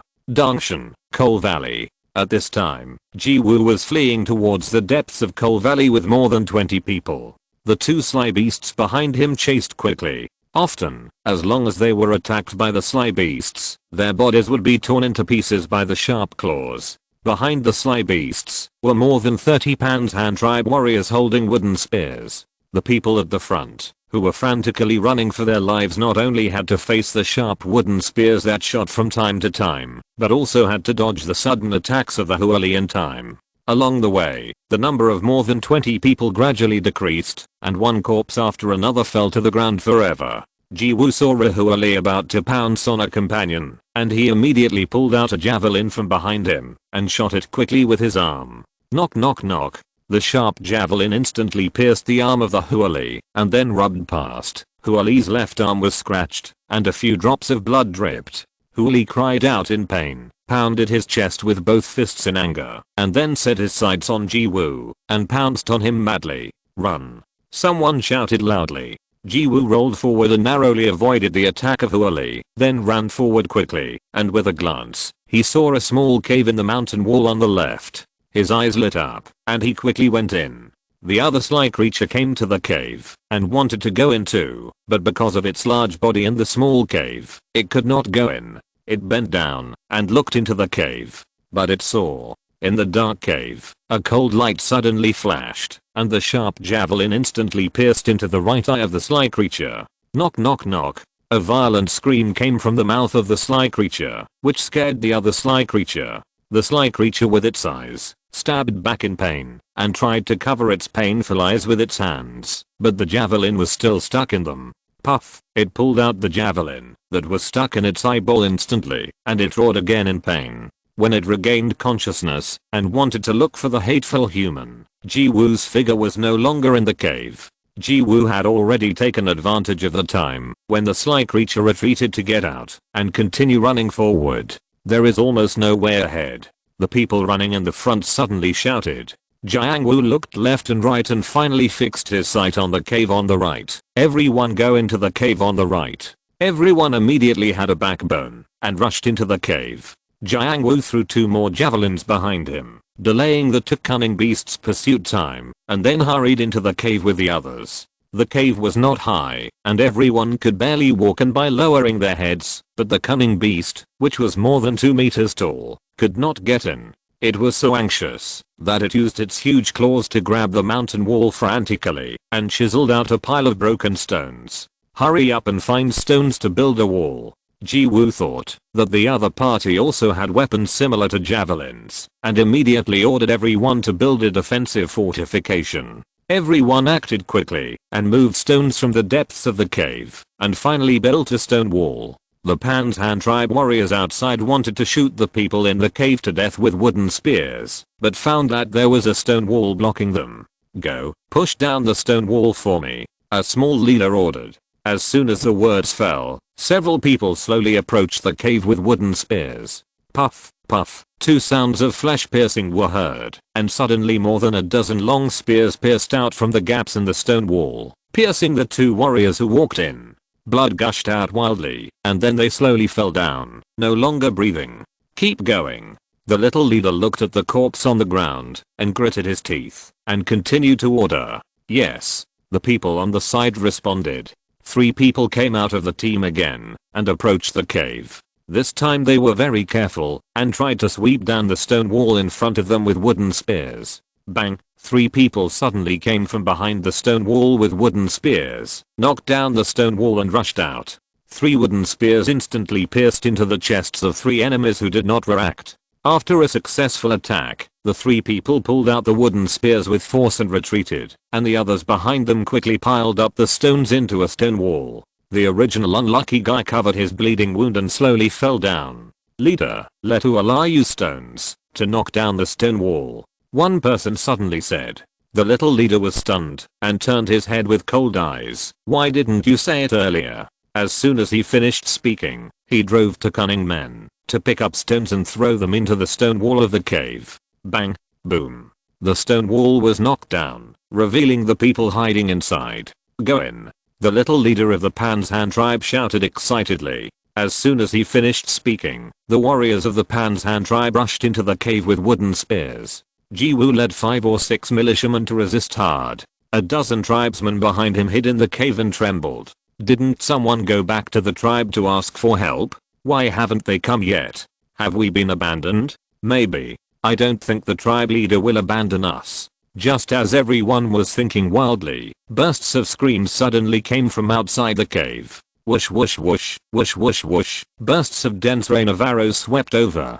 One by one, the warriors of the Panshan tribe were shot through the body by bone arrows and fell to the ground. There are enemies outside the valley. Run. There's no way ahead. Puff. After a moment, everyone was dead, leaving only two sly creatures who used their arms to block their vital parts and rushed out of the valley. Tap, tap, tap. The pain of countless arrows piercing their flesh made the two sly creatures scream in pain. Yap, who was 100 meters away, held a silver moon bow in her hand. The silver iron arrow was placed on the bowstring, and she used 3 fingers to hook the bowstring. Whoosh, a slight sound of breaking through the air sounded, and the silver iron arrow that was shot seemed to turn into a silver stream of light and instantly pierced into the eye socket of a sly creature, and then the entire arrow pierced the brain. Tap. With a faint cry of pain, the sly creature fell directly to the ground and died. The other one rushed towards Ya even more frantically. It was a bit risky to accurately shoot the sly creature running wildly again at a distance of just a few dozen meters. But Ya had no plan to attack again. Behind her, Jiangli and Yuming, one holding a fine iron 9-ring broadsword and the other holding a fine iron dragon spear, rushed towards the cunning monster. Chapter 60, Guarding the Commander-in-Chief. The two of them rolled over to avoid Huali's attack. Jiangli reacted quickly, holding the 9-ring sword and slashing at Huali's left leg. The huge force cut the sharp blade into the bone, and then Jiangli pulled it out forcefully. Knock knock. Huali screamed in pain. The pain in his left leg made every movement a huge test. At this time, his ferocious nature was revealed. He endured the pain and turned around to punch Jiangli with his claws. Jiangli knew that Huali's claws were harder than their weapons and had infinite power, so he didn't dare to resist and dragged the sword back. Puff. Yuming took advantage of this situation and immediately stabbed the Yaolong spear. The fine iron spear tip was extremely sharp and instantly penetrated Huali's abdomen. Then he pulled it out with force. The wide blades on both sides of the spearhead made the wound bigger, and blood gushed out crazily and flowed on the ground. Knock knock. Looking at the cunning beast with its intestines exposed, the two knew that the beast would not last long. Jiangli found an opportunity to cut the right leg of the beast, causing it to move slowly and finally let Yuming pierce its throat with a gun. The two beasts were solved in this way.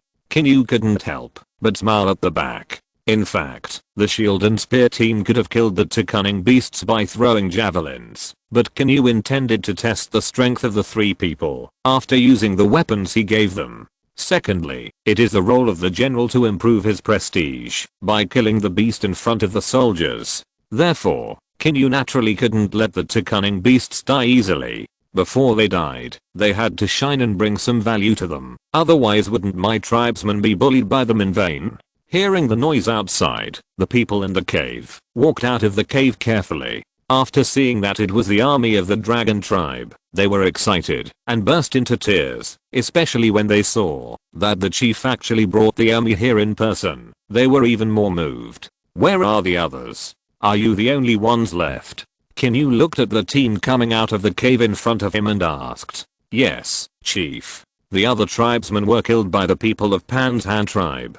Chief, we are still alive thanks to the leadership of Captain Ji Woo, who was able to delay your arrival. Yes, if it weren't for Captain Ji Woo stopping the giant beast, we would have died long ago. Oh. Qin Yu looked at the middle-aged man with interest on his face. Your name is Ji Woo? Yes, chief. My name is Ji Woo, and I'm the captain of a 10-man militia. Qin Yu nodded slightly. You did a good job. I will reward you after returning to the tribe. Qin Yu responded, while silently opening Ji Woo's attribute panel. Name, Ji Woo. Gender, male. Age 32. Force, Constitution, Agility, Intelligence, Command, Combat Talent, One-handed Weapon, Talent, Loyal to the Lord, B-Class Superior, Effect, Increase loyalty to the monarch by 20 points. When the monarch is in danger, increase the force by 50% satisfaction. 55 Loyalty, Unknown, Unlocked Talent, Knowing people with wisdom, can be checked. Qin Yu looked at Ji Woo's attribute panel and his eyes widened slowly. This is a guard commander sent to him. If Qin Yu encounters danger, Ji Woo can increase his force by 50%. If he is now at a star, then a 50% increase can reach a 3-star force. If he reaches a 4-star full force, after triggering the talent, he can reach a 6-star force. Qin Yu didn't know if it was calculated this way, but it was undeniable that this was a trump card, a life-saving card. If he really encountered danger one day, Ji Woo, who had a full force of 4 stars, would be able to break through to a combat power of 5 stars or above. Hiss. Qin Yu couldn't help but feel full of security when he thought about it now. A commander with 3 stars of potential was enough to serve as a guard commander. He was sure that he was very powerful with 4-star combat power in force, physique, and agility, and intelligence didn't need to be too high. 3 stars was just enough. Qin Yu silently closed the attribute version, and his eyes looking at Ji Woo couldn't help but bring a hint of heat, but he quickly concealed it. You guys take the carriage back to the tribe to rest first. You don't have to work for the next 3 days. Qin Yu's soft voice sounded.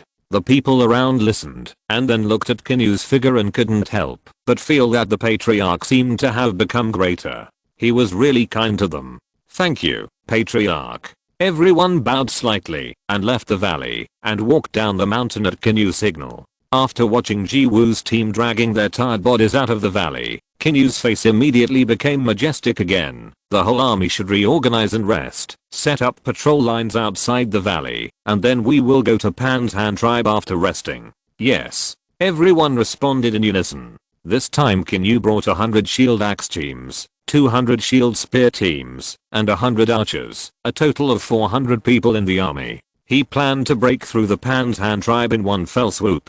It was just that the opponent's ability to drive the Sly Serpent gave him a headache. Although he could shoot and kill, some damage was inevitable. Qin Yu was a little worried about the unknown battle damage. The Sly Serpent must not be allowed to suddenly attack the dense team. Chief. Enemy traces were found outside the valley. The opponent's target should be the valley. How many people are there? Have you noticed any traces of strange beasts? More than 100 people. No traces of strange beasts have been found for the time being.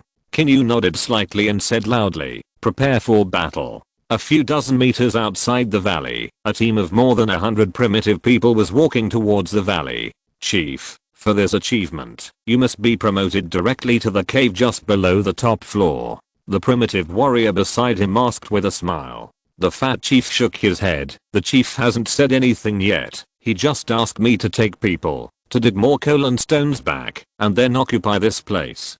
Hey, the old chief died suddenly, and the eldest prince and the second prince are gone. The truth is, that chief did it. Now Chief Gui has become the chief again. It's really strange. The warriors around the fat chief sighed. The fat chief shook his head. Are you going to die? If someone with ulterior motives hears and sues you, we won't know how we died. Everyone has guesses in their hearts, but we must not say them out, understand? Oh. The fat chief stopped talking and led the team slowly into the valley. Little tiger, no. It's the dragon tribe. Hide. Disperse and hide. Wooshoo. Kill.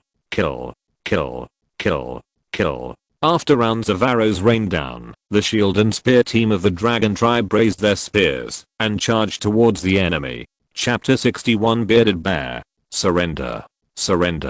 This was a battle without suspense, and the fat leader saw it, so he was straightforward and led the surrender. The enemy's troops were 4 times his own, and they also had long-range weapons such as bows and arrows. In addition, there were 2 corpses of cunning people lying in the distance. Everything warned the fat leader that it was completely meaningless to resist. What is your status in the Pan's Han tribe? The solemn and cold voice filled with majesty fell into the ears of the fat leader. The fat leader shivered and looked up at the source of the voice. He had a handsome face and bright eyes. He was wearing an extremely domineering dragon scale armor and a knife on his waist. The whole person looked majestic and sharp. The fat leader did not dare to delay. The man in front of him must have a very high status in the dragon tribe. My lord, my name is Zhu Xiang, and I'm the leader of a 100-man team in the Pan's Han tribe. Zhu Xiang? Qin Yu was stunned for a moment, and a smile appeared on his face. This guy has a strong back and waist, and looks like a big black bear. Name, Zhu Xiang. Gender, male. Age 29. Strength, physique, agility, intelligence, command, Combat talent, two-handed weapon, talent, vigorous, middle grade B, effect, increase your own physique by 50%. In combat satiation. 60 loyalty, unknown, unlocked talent, knowing people with wisdom, can be viewed.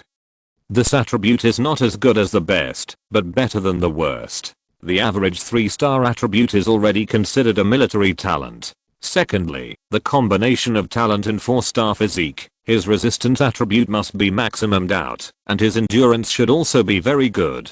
Qin Yu's mind turned, intending to include this person in the guards he was preparing to form. He looked at the fat leader who was kneeling on the ground in front of him, and said in a serious tone, Zhu Xiang, are you going to be a slave who works day and night, or fight for me from now on? The fat leader was stunned, and was originally going to hesitate. I don't know why he suddenly gave up this idea and hurriedly said, needless to say, I, Zhu Xiang, am willing to fight for you, and I will never have any second thoughts from now on. Qin Yu nodded slightly. Okay, I'll have someone send you to the dragon tribe first, and you can just wait with peace of mind. Zhu Xiang bowed, and asked his men to put down their weapons obediently, followed a team down the mountain, and then was sent to the dragon tribe in a carriage. After the team left the valley, Qin Yu glanced at the sky, and then ordered, organize the team and set off for Pan's Han tribe. Qin Yu turned his head, and looked at Li. Master Li, lead the way. Li nodded slightly, and began to move out of the valley with more than 30 men under his command. And Yuming, Yap, and Jiang Li also began to organize their teams and followed behind. Li's mood was extremely complicated at this time. After today, the name of Pan's Han tribe would probably slowly become history. Should the dragon tribe be blamed for all this? No. All this was caused by Gui, who killed the patriarch, instigated the princes to kill each other, and then put all the blame on him and the dragon tribe. Now he came to the door again, slaughtered the people of the dragon tribe, and seized the territory of the dragon tribe. In the end, no matter what the result is, it was Gui himself who asked for it. It's just a pity that the Pan's Han tribe has to pay the price for his stupidity and conspiracy. Gui is indeed very smart, with one conspiracy after another, but his mistake is that he underestimated the dragon tribe and was too confident in the Pan's Han tribe with its cunning. The dragon tribe has a total of more than 400 soldiers. At this time, the movement of more than 400 people shuttling through the mountains and forests is not small. Some hidden beasts dare not show their heads when they hear the movement. It is about a dozen miles from Coal Valley to the location of Pan's Han tribe. But the road is dangerous, and it is uphill, so it takes much longer than walking more than 10 miles. According to the information Qin Yu got from Li, the population of Pan's Han tribe is about 700 to 800 people, and the number of warriors with combat effectiveness in the tribe is about 300. Excluding the 100 people Li brought out, 50 people were lost today, and 100 people were captured. I'm afraid that the number of tribal warriors left in Pan's Han tribe is not much. Even if the team brought by Zhu Xiang is not entirely responsible for fighting, the remaining warriors of Pan's Han tribe will never exceed 200. Qin Yu estimated that there should be more than 100 people, and the number of slyworms was estimated by Li to be about 18. 2 slyworms died on the day when the Pan's Han tribe changed, and 2 also died in Coal Valley today. Then the number of slyworms should be 14 left. The team, led by Li and others, gradually approached the location of Pan's Han tribe. After a long time, Chief Long, there is only 1 mile left to Pan's Han tribe. Li turned his head and said. Qin Yu nodded slightly, thought for a moment, and then ordered, set up a cordon, recover your strength on the spot, and eat some dry food. The order was passed from Qin Yu's mouth to several leaders, and then gradually to the entire army. The troops slowly stopped and began to rest on the spot to recover their strength. Some hungry soldiers in the team began to take out a piece of grain cake from their arms and put it in their mouths to chew slowly. The food went down their stomachs and turned into physical strength and continued to exist in their bodies. After a moment of rest and reorganization, a cold and majestic voice suddenly sounded. Let's go. The team of hundreds of people moved quickly again and set off to the front. Pan's Han tribe station. On the 100-meter cliff on the mountainside, in a cave on the top floor, a cry suddenly came. What? Gui stood up in shock after hearing the words of the man below. Report to the tribe leader. The other side may have hundreds of people, and they are almost at the gate. The soldier said hurriedly while panting, obviously running all the way up.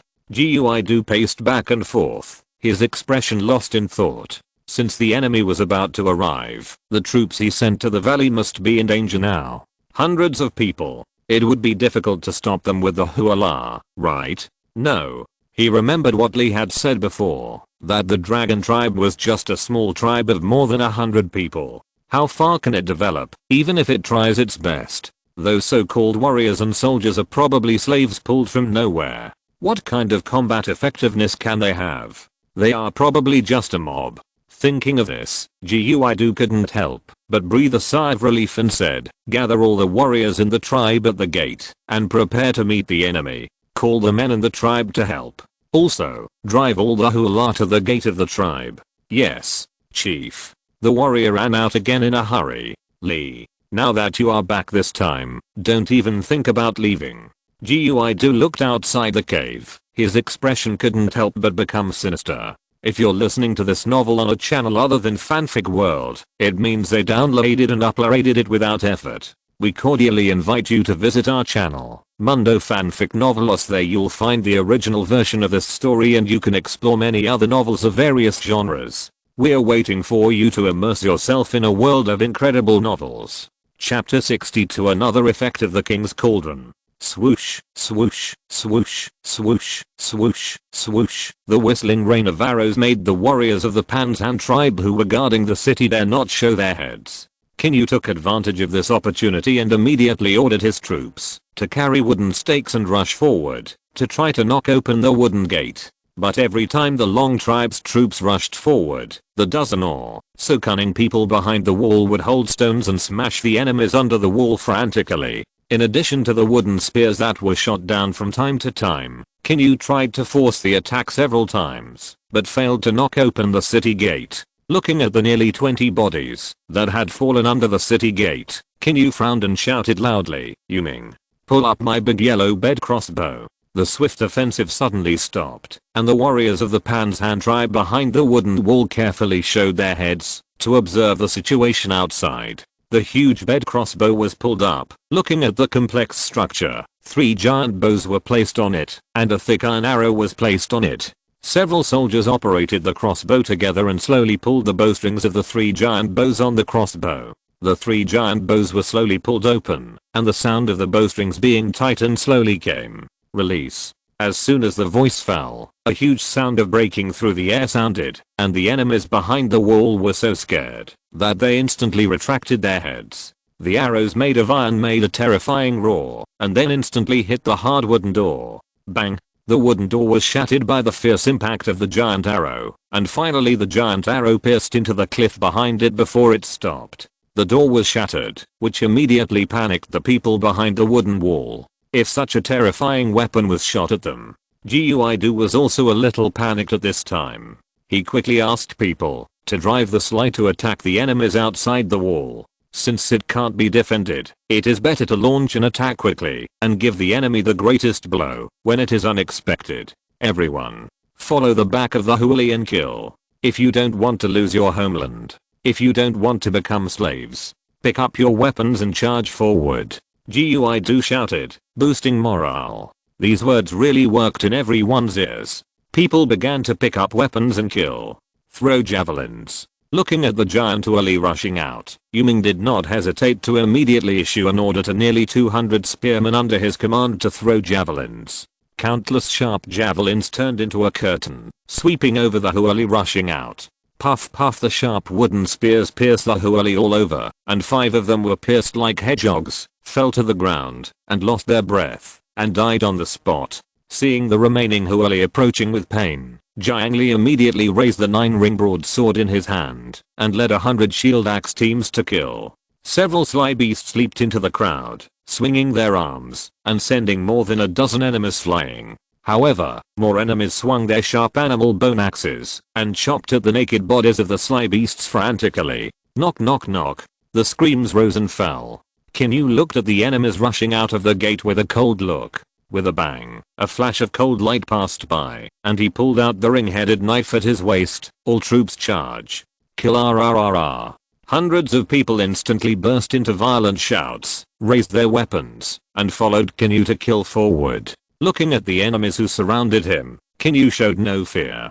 The ring-headed knife in his right hand kept slashing at the enemies, and blood splattered all over his body. More and more corpses fell beside him. The enemy's stone knife or wooden spear attacking Qin Yu had no effect, except causing him some pain. The dragon scale armor produced by the top armor making technology was a defensive artifact in the primitive era. No matter how the enemy attacked, it could not break the defense. As the fight continued, Qin Yu gradually figured out some rules, from using up all his strength in every attack to trying to save energy by killing with one strike. In the fight of war, if you keep venting your strength recklessly and use up all your strength in every attack, then a long fight will soon make you die of exhaustion.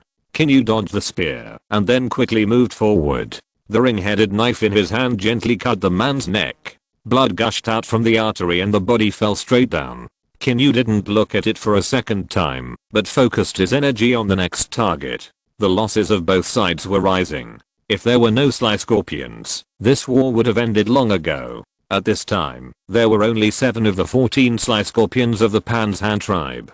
Guidu, who was standing behind the wooden wall, couldn't help but grit his teeth. Looking at the mighty man who stood out from the crowd, his face became fierce. He must be the commander of the dragon tribe. As soon as he realized it, the blood in his body began to flow rapidly. He began to drive the will of the remaining cunning beasts, driving them to kill the man in scale armor. Knock knock knock. The fierce cunning beast broke free from the siege of the people around him, hammered his chest fiercely, exerted force with his legs, and jumped to Qin Yu. Patriarch, be careful. Yu Ming was stunned, and while shouting, he ran towards Qin Yu frantically, trying to stop the attack of the cunning beast. Qin Yu's eyes were stunned. The speed of the cunning beast appeared too fast, and its sharp and hard claws turned into iron fists and smashed towards him. There is no time to hide. I can only resist. Damn it. Qin Yu gritted his teeth, holding the hilt of the knife with both hands, and stood in front of him. The swift attack came quickly. Bang! A sound of metal clashing sounded. The expected scene of Qin Yu being smashed did not appear. The people around him couldn't help but widened their eyes and became stunned when they looked at the man and the beast. Qin Yu was also stunned. The expected huge force did not appear, and he was not knocked away. Even his body did not move a step. Even the cunning beast opposite him was a little confused at this time. Wait a minute. Qin Yu's eyes were suddenly attracted by the ring-headed sword in his hands. At this time, there were several golden threads around the blade. These golden threads were like flowing golden clouds, wrapping around the blade. Is it the energy in the king's cauldron? Can this energy be used? When Qin Yu had this consciousness, he found that his mind seemed to be connected to the inner space of the king's cauldron. There were also 2 strands of golden light flowing in this space. As long as he wanted, these 2 golden lights could be integrated into his body, or into the sword he held. Qin Yu's face was pleasantly surprised. He didn't expect that in addition to the original heaven-defying effect of the king's cauldron, it could also give him extraordinary power in a short period of time. In this case, fortunately, let's try it. 2 golden rays of light flowed into Qin Yu's body silently. People around him saw a golden glow flashing across Qin Yu's body, and he looked more majestic. Qin Yu felt it carefully at this moment, and he felt that his body suddenly contained an extremely powerful and vast force. Read more, read more, read more, you must read more. It will be on the shelves next month. If nothing goes wrong, it will be released later. If something goes wrong, it means that I haven't read enough. Chapter 63, Invincible. Qin Yu jumped up to a height of 3 or 4 meters, and the sharp ring-handled knife in his hand flashed with a cold light and swung towards the neck of the sly beast in front of him. The sly beast felt the danger and immediately blocked his body with his arms. Puff. With the sound of a knife breaking flesh, blood gushed out. Knock knock knock. A miserable howl came from the mouth of the sly beast, and everyone looked over in horror. Qin Yu cut off the 2 forearms of the sly beast that were blocking his body from the air, and then fell steadily to the ground. Without claws and arms, the threat of the sly beast was greatly reduced, and it was no different from death. It was soon overwhelmed by the attack of the shield axe team behind.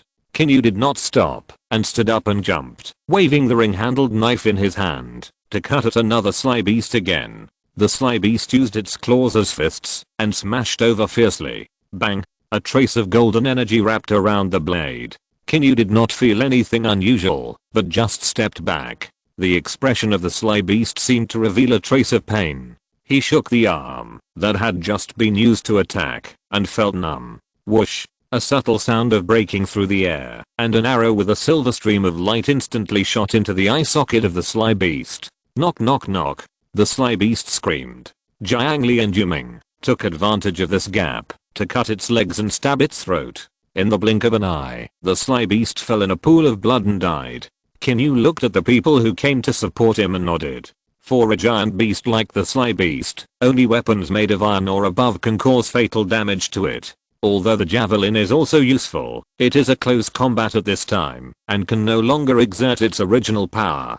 Qin Yu silently felt the remaining golden energy in his body. The king's cauldron originally stored 2 strands of golden energy, which must be the result of the worship of the tribesmen in the tribe.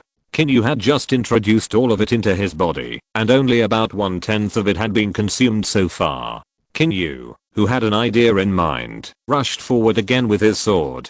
With the blessing of the golden energy, Qin Yu could feel that all the attributes of his body had been improved to a very high level, including thinking, spirit, endurance, physique, strength, and far more than that. This feeling was like an ordinary person suddenly possessing internal strength, true energy, or spiritual power. They were all somewhat similar. Qin Yu did not have the skills to use this kind of power and could only use the simplest and most brutal methods to perform very basic actions such as chopping, jumping, and dodging. Even so, he could easily kill these few cunning beasts. Guidu, who was hiding behind the wooden wall, still tried to manipulate the remaining cunning beasts to kill Qin Yu. But as the blades flashing with cold light pierced into the necks of the remaining cunning beasts, Guidu was dumbfounded. If the final outcome of the cunning beasts was to be killed by the army, he might be able to accept it. But the other party killed all the remaining cunning beasts in a short time with 1 sword each, and they were unharmed. Guidu was stunned. He felt that his worldview had begun to collapse. Is this still a human being? Did the other party bring out the totem god of the tribe? Why did it come to this? Qin Yu, who was on the battlefield, did not notice the figure behind the wooden wall. After killing several cunning beasts, there was not much golden energy left in Qin Yu's body, so he stopped and retreated behind the troops. Now Qin Yu has not only won a very high prestige by killing the giant beast with his own strength, but also brought morale to the peak. You know, the cunning beasts that are more than 2 meters tall have a very strong visual impact on people. In addition, they can injure more than a dozen warriors on the dragon tribe side with just a raise of their hands, so the morale has really dropped a lot. After all, a large part of the team is still new recruits, so many people have the idea of retreating in their hearts. If someone shows signs of retreat on the battlefield, it will be a devastating blow to the victory of this war. Once someone retreats, it's like a drop of black ink is dropped into a basin of clear water. The impact is profound. Qin Yu felt the golden energy, not only for testing, but also to reverse the situation. Even if the outcome may not necessarily be a loss, Qin Yu will add more chips to it to consolidate the victory of this war. At the same time, his attribute force has the potential of 4 stars, and he is wearing top level equipment. If he doesn't take this opportunity to sharpen his fighting skills on the battlefield, it would be stupid to entrust his life to others if he encounters adversity in the future. In general, there is only one sentence. He knows it in his mind. The situation that follows is like one-sided. After all the cunning people were killed, the warriors of the Panshan tribe instantly lost the desire to resist, and Li suddenly appeared with a team, which made the Panshan tribe choose to surrender directly. Everyone knows Li's prestige in the tribe.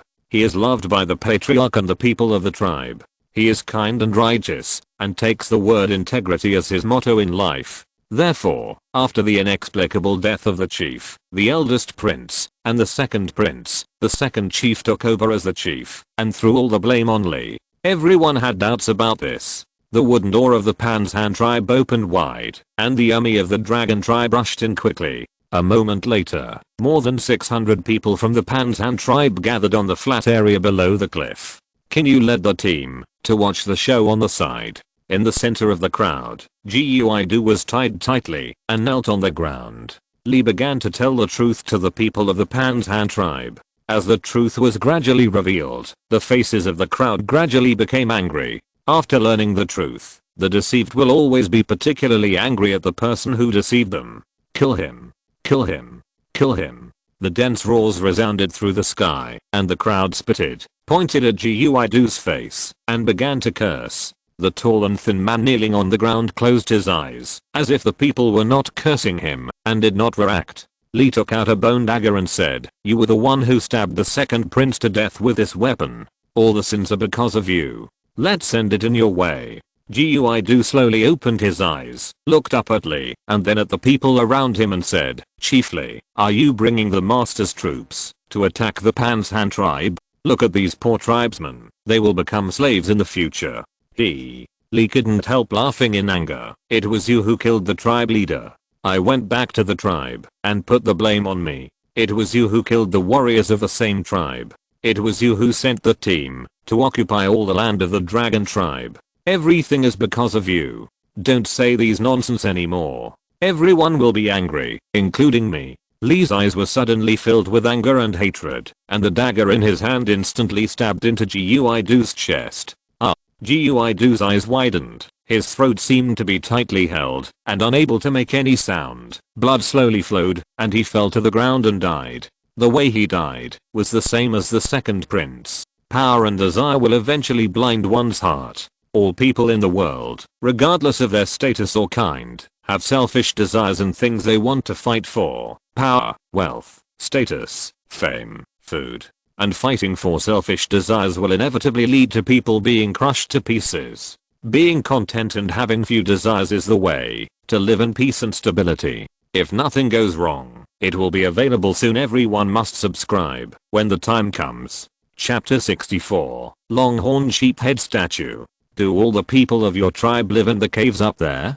Qin Yu looked at the towering and steep cliffs and found that there were hundreds of caves dug out. It was incredible. Li was in a heavy mood at this time, but he still replied, "It was like this when the tribe moved here. I don't know if there was a tribe living there before, or it was just like this naturally. In the Panshan tribe, the higher the status of the people, the higher they live." Qin Yu was stunned and looked up. "Won't it be tiring to climb such high stone steps?" Li shook his head. "There is a reason for this. The higher the top of the cave, the more strange power it has." "Oh." Qin Yu's eyes lit up, and he was obviously interested. Li nodded slightly and continued, "The cave has the ability to recover from injuries and pain, and to improve physical strength. The higher the top of the cave, the more obvious this power is, and the more comfortable it feels to live in it. Go up and take a look." Qin Yu said with interest. Yuming and others followed Qin Yu and walked towards the cliff. There are more than 10 layers from the bottom cave to the top cave, a total of hundreds of meters. When they reached the top, everyone was a little out of breath, but Li was much better, almost no effect on him, which should be related to his frequent climbing, or it may be due to the influence of the ability of living in the cave for many years. "This is the cave for the tribe leader to live in." Li pointed and introduced. Qin Yu nodded slightly and walked in. Everyone followed closely, fearing that Qin Yu would encounter some danger. After entering the cave, with Li's previous words, everyone deliberately felt it carefully, wanting to see if there was any difference from the outside. "It seems to be more comfortable than outside," Yuming said in surprise. Qin Yu ignored it and felt it carefully. "It seems that the air is better than the outside world. He can feel the comfort between his lungs with every breath. It seems that this place has to be kept." Qin Yu originally planned to transport all the tribesmen of Panshan tribe to Coal Valley to build a branch city. Now it seems that the station of Panshan tribe cannot be lost. What is this? Qin Yu suddenly looked into the depths of the cave. He always felt that something was watching them. He looked carefully and saw a sheep's head standing in the darkness. The empty eye sockets scared him. This sheep's head stone statue has been here. The clan leader originally planned to destroy it by force, but he tried many methods and couldn't destroy it. Li said helplessly. Qin Yu nodded and slowly approached. This was a sheep's head carved out of stone. It was no different from an ordinary sheep, but the sheep's horns were particularly long and the eye sockets were empty. He reached out and touched the longhorn sheep's head stone statue. But a slight sound. Qin Yu was surprised. He felt that the remaining golden energy in his body was actively absorbed by the sheep's head. He quickly let go of his hand, and after observing for a long time, the stone statue still did not change, which made him wonder if the scene just now was an illusion. After a long time, everyone still didn't see any changes. Qin Yu shook his head. This stone statue is definitely not simple. The magical power of the cave may be related to it. Lee nodded slightly. This is very likely. Let's leave first. There is nothing to see. Qin Yu looked at the stone statue and still had no clues, so he turned and left. Everyone followed Qin Yu. After everyone left, a red light suddenly flashed in the empty eye sockets of the longhorn sheep head stone statue. Then it slowly dissipated.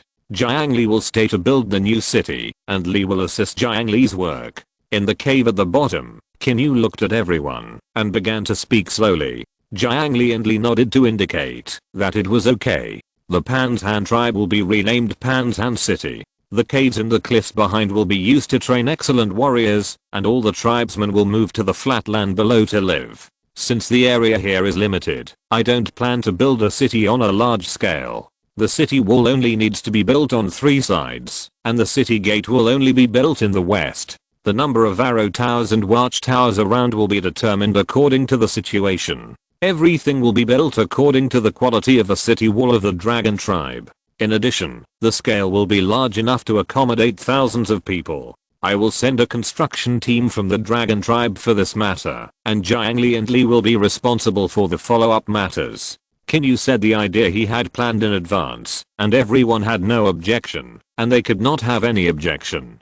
After thinking about it, Qin Yu said again, Jiang Li's shield and axe team will stay in Panshan City. The original Panshan tribe members will select 300 people and send them to Coal Valley, where a city will also be built. Later, I will transport more people from the dragon tribe. Li nodded, knowing that this was to prevent unrest in the Panshan tribe and disperse the crowd. Qin Yu looked at Li. You are a rare general. In the future, you will command thousands of soldiers. Cheer up. I will take you back to the dragon tribe after this place is stable. Let the past go with the wind. Your new life has just begun. Li was stunned for a moment and felt this carefully. Finally, he nodded. I will, tribe leader. Qin Yu smiled at this, stood up, patted Li on the shoulder and said goodbye. Before it gets dark, I will take people to Coal Valley again to help Jiang Li stabilize Panshan City. By the way, pay more attention to the sheep headstone statue on the top floor of the cave. Send someone to notify me immediately if there is any change. This sentence was not only said to Li, but also to Jiang Li. After Qin Yu finished speaking, he took Yuming and Yao and his troops and began to walk down the mountain, and also took away the 300 tribesmen of Panshan tribe. Jiang Li and Li stayed in Panshan City to appease the tribesmen. These tribesmen were surprised that they would not become slaves. Li had a very good relationship with people, so there were basically no conflicts. Everything went smoothly. Li had lived in the dragon tribe for nearly a month and had a good relationship with Jiang Li. The two worked well together. Why don't the warriors live in the cave first? Let the tribesmen build tents under the cliffs, and we will talk about the houses when the construction team comes tomorrow, Li suggested.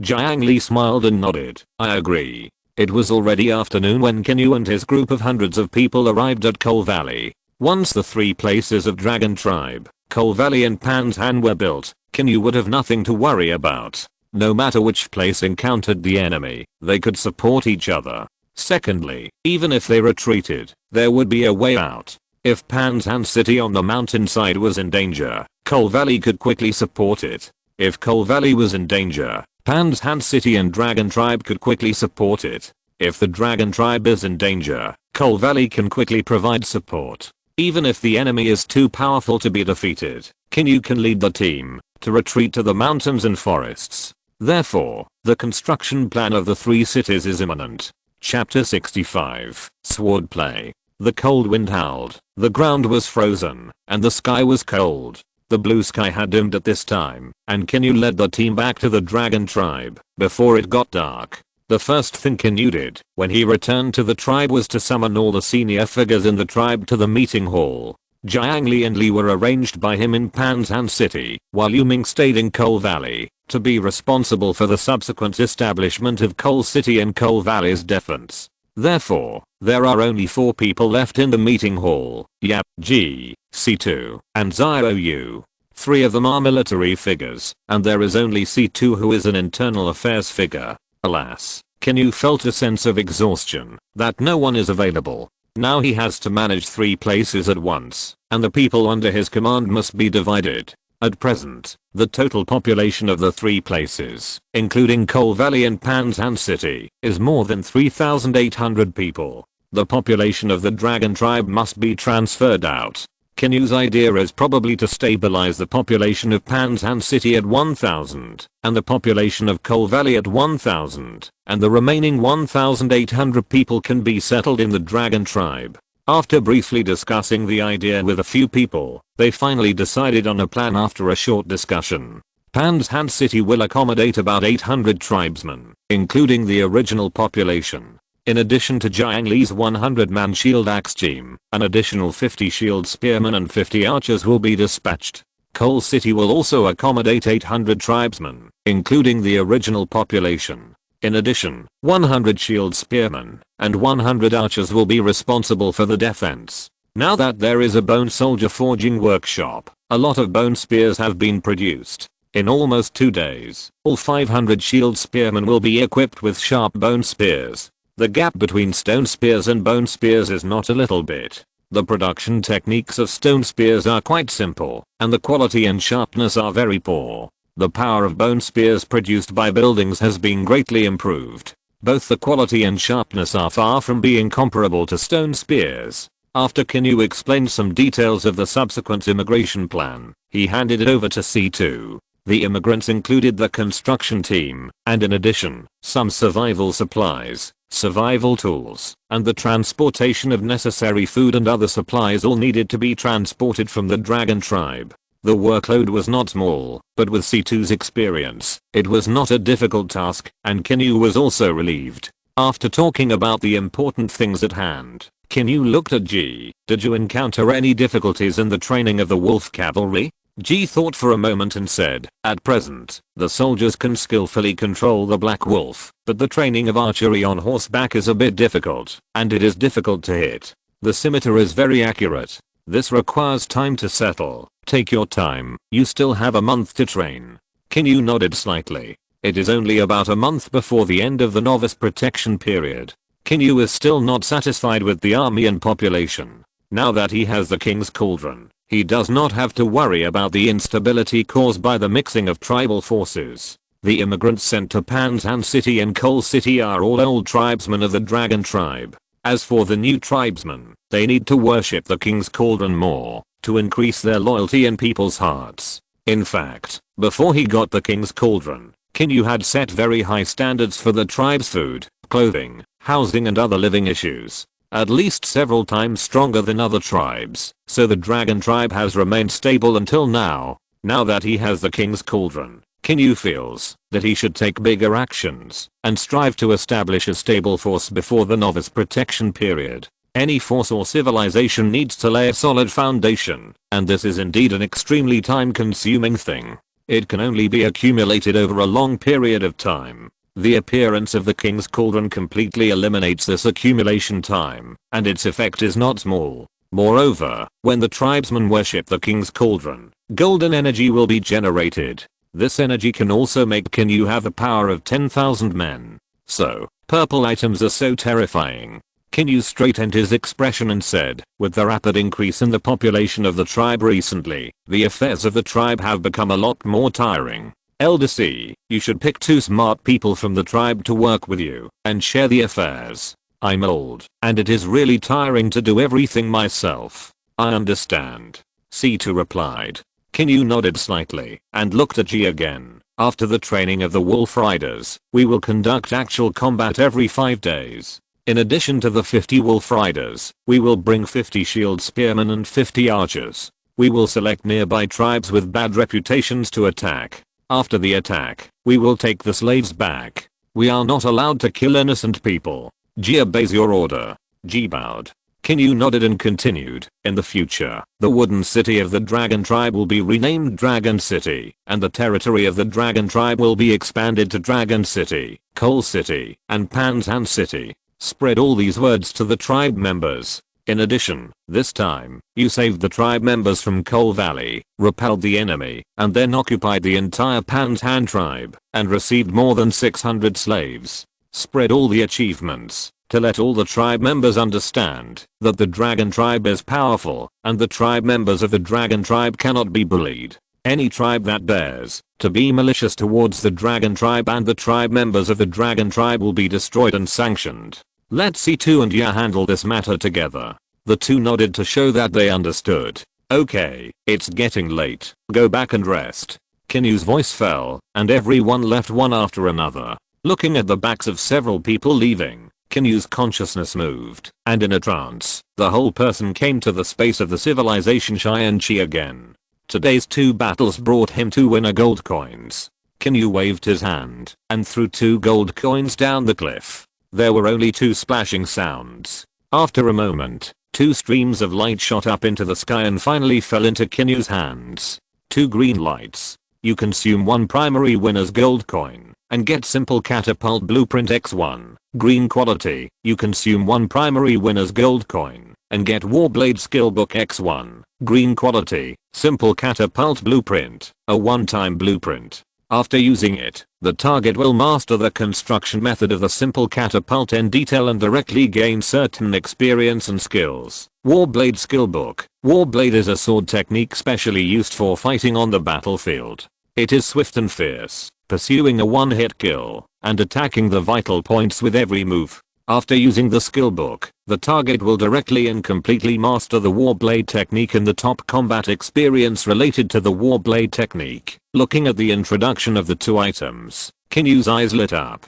Catapults can be used not only to defend cities, but also to attack them. If he were to explain the principle and let his subordinates research it themselves, not to mention how long it would take to develop it, their power alone would require more than a dozen updates before they could be used in combat. Chapter 66 Training the Guards. Now that I have this catapult blueprint, it will save a lot of trouble. And if I have the experience of making catapults, wouldn't it be easier to study other equipment based on experience? Although it can only be used by one person, that person can slowly teach others. Qin Yu was thinking, and he had already started to plan to find a tribe member with high intelligence attribute tomorrow, and entrust him with the important task. As for the sword technique, Qin Yu definitely planned to use it himself, and then slowly teach it to the army. There should be some time tomorrow, and the candidates for his guard should have been recruited, and it was time to start the training process. Thinking about it, Qin Yu walked out of the meeting hall, and returned to the wooden house where he lived. He slowly took off his armor, which made Qin Yu feel as if he had suddenly unloaded a day's fatigue. He slowly walked to the wooden bed covered with a soft wool blanket and fell down. The night was quiet and starry, and Qin Yu soon fell into a dream with the arrival of Zhao Gong. The next morning, Langcheng was bustling with noise. The tribesmen who were preparing to immigrate to Panzan City and Coal City had been gathered, including the construction team and a large amount of supplies, and were escorted to Dangshan by the army. Qin Yu sat at the table on the stage in the meeting hall, slurping the grain porridge. As the hot porridge entered his stomach, he felt his whole body warm up instantly. "Chief, I have brought the people to you. See which one you like." The door curtain was lifted, and C2 walked in with 3 tribesmen. Qin Yu nodded, and began to ask the names of the 3 people. Then he checked their attribute panels one by one, and finally answered, "Huang Yu will stay, and the elders of the C2 tribe will take the rest away." Name, Huang Yu. Gender, male. Age, 32. Force, Constitution, Agility, Intelligence, Command, Combat Talent, Long Range, Talent, Intelligence, Class C Upper, Effect, Born Intelligent, with strong learning and imitation abilities. And Comprehension, Saturation. 60. Loyalty, Unknown, Unlocked Talent, Discerning People, can be checked. How long have you joined the Dragon Tribe?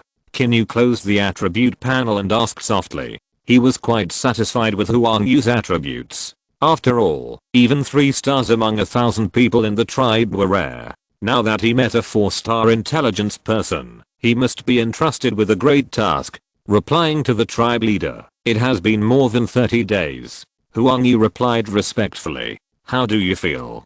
Qin Yu looked up and asked, "We are well fed, warmly dressed, and well housed. Even if we encounter danger, the tribe leader does not hesitate to go to rescue the tribe members in person. Both the tribe and the tribe leader are very good." Huang Yu said sincerely, "You are good at talking." Qin Yu smiled and continued, "Stay close to me. I will teach you something." Huang Yu nodded respectfully and then took a step forward. Looking at Huang Yu who walked in front of him, Qin Yu held a stream of light in his hand and then used it by default. In a blink of an eye, the blueprint of the simple catapult in his hand turned into countless light spots and quickly merged into Huang Yu's mind. Huang Yu's eyes suddenly became confused and then slowly turned into shock. Looking at the other party's surprised eyes, Qin Yu shook his head. "I will have someone build a yard specifically responsible for building simple catapults later. Just tell me how many people you need and try to produce as many as possible for me." The shock in Huang Yu's eyes remained unchanged. He trembled and said, "Patriarch, are you a god descending to the world?" He just suddenly added some memories in his mind, as if he had had the experience of building catapults many times. It was really incredible. Only gods can do such a thing, right? Work hard and steadily. Your task is to produce catapults for me in large quantities. In addition, I will have someone arrange a single family wooden house for you to live in, so you don't have to squeeze with others. Qin Yu waved his hand to signal Huang Yu to go down. Huang Yu arched his hand with a look of surprise and then turned and left the meeting hall. After breakfast, Qin Yu left the meeting hall and went all the way to the training ground in the North City. This training ground is also very large, but there are no facilities. It was built by Qin Yu. At this time, the training ground was full of people, all of whom were tall and strong young men. Qin Yu randomly picked a part of them to check their attribute panels, and none of their physiques were lower than 2 stars. Not bad.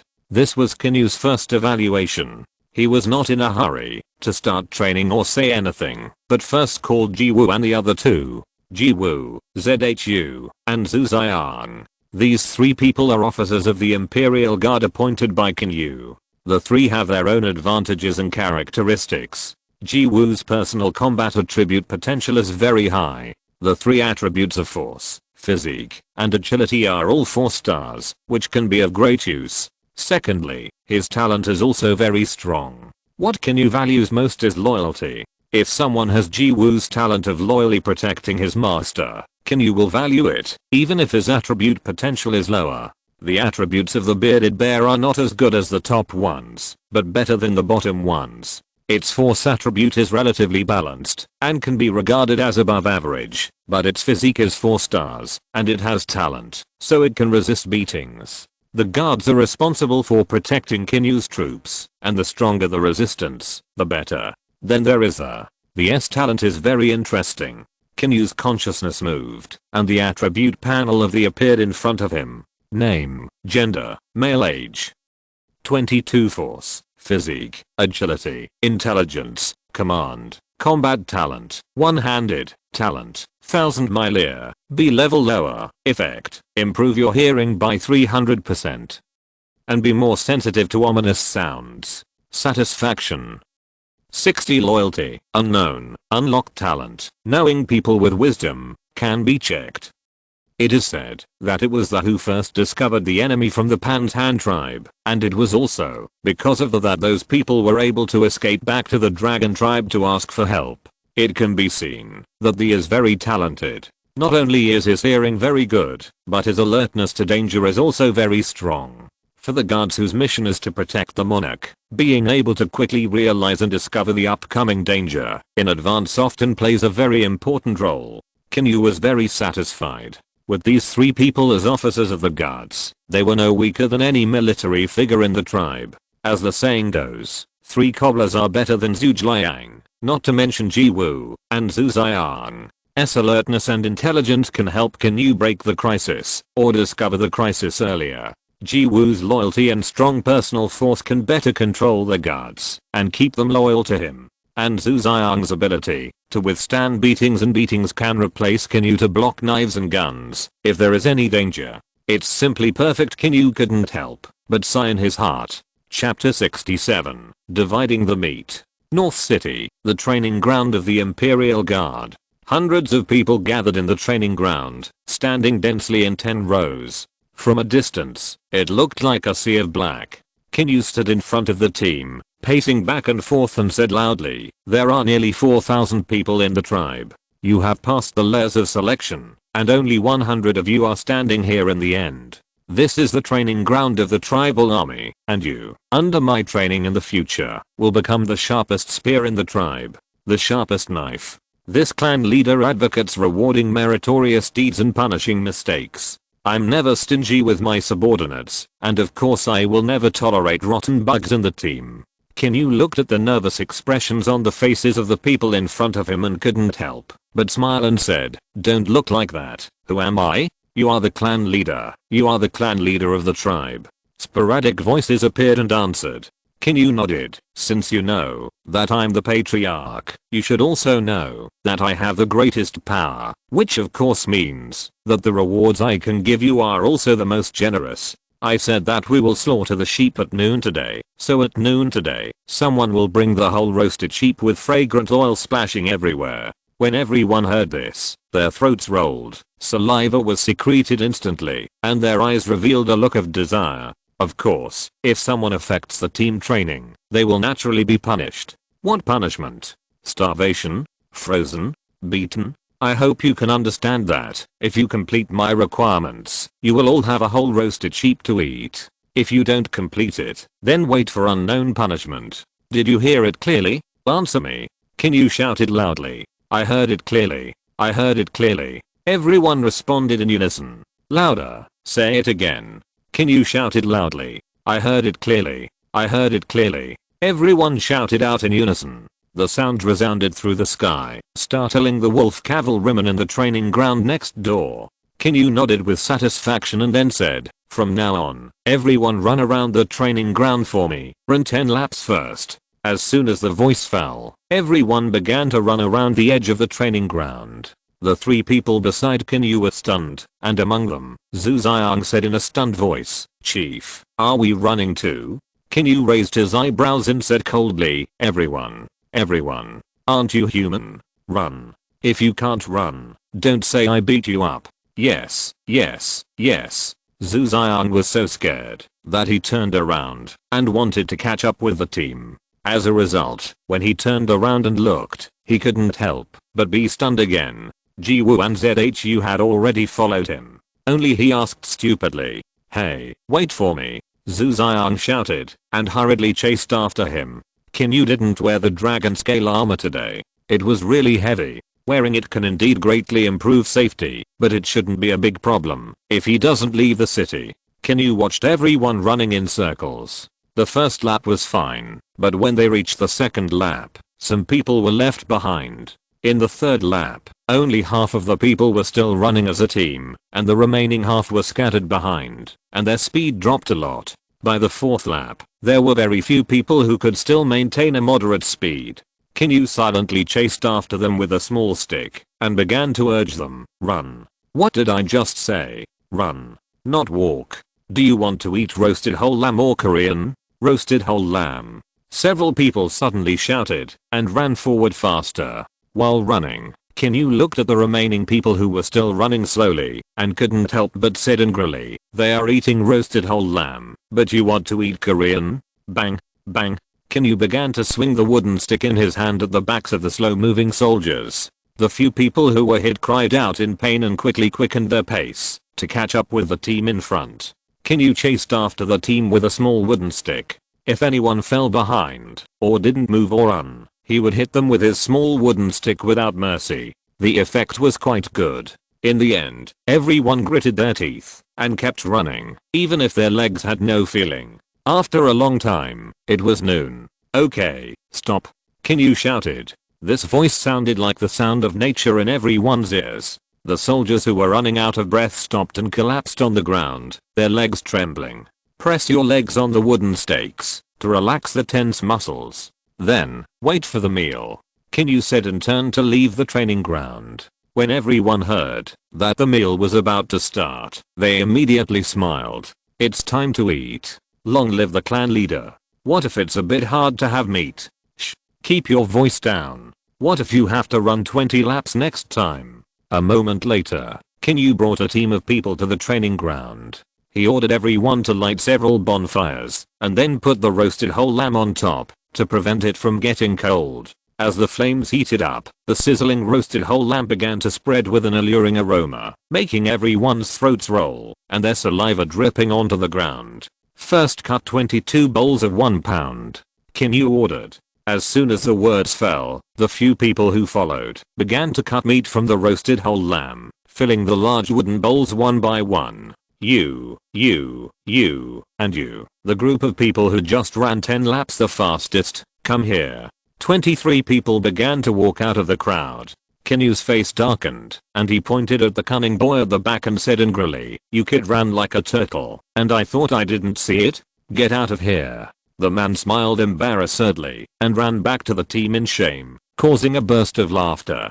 Qin Yu ignored him and said, "Since you are very satisfied with me, you will get first class results. Each of you will be rewarded with 1 pound of meat. Line up and take it away." As soon as he finished speaking, 22 people began to line up to receive the meat, and took it to the side, and began to eat it with relish. Everyone couldn't help but drool as they looked at the greasy spots on the corners of the mouths of the group of people eating meat. You, and you, the second batch who completed 10 laps, will get second class results, and each person will get 8 ounces of meat. As Qin Yu finished speaking, the person in charge of cutting the meat began to cut the meat according to the number of people. Line up and receive it. Everyone obediently took a bowl of meat and started to eat it. Then half a pound of meat was distributed to the third class results, and 2 ounces of meat was distributed to the fourth class results. Those who were not full could also get a piece of grain cake.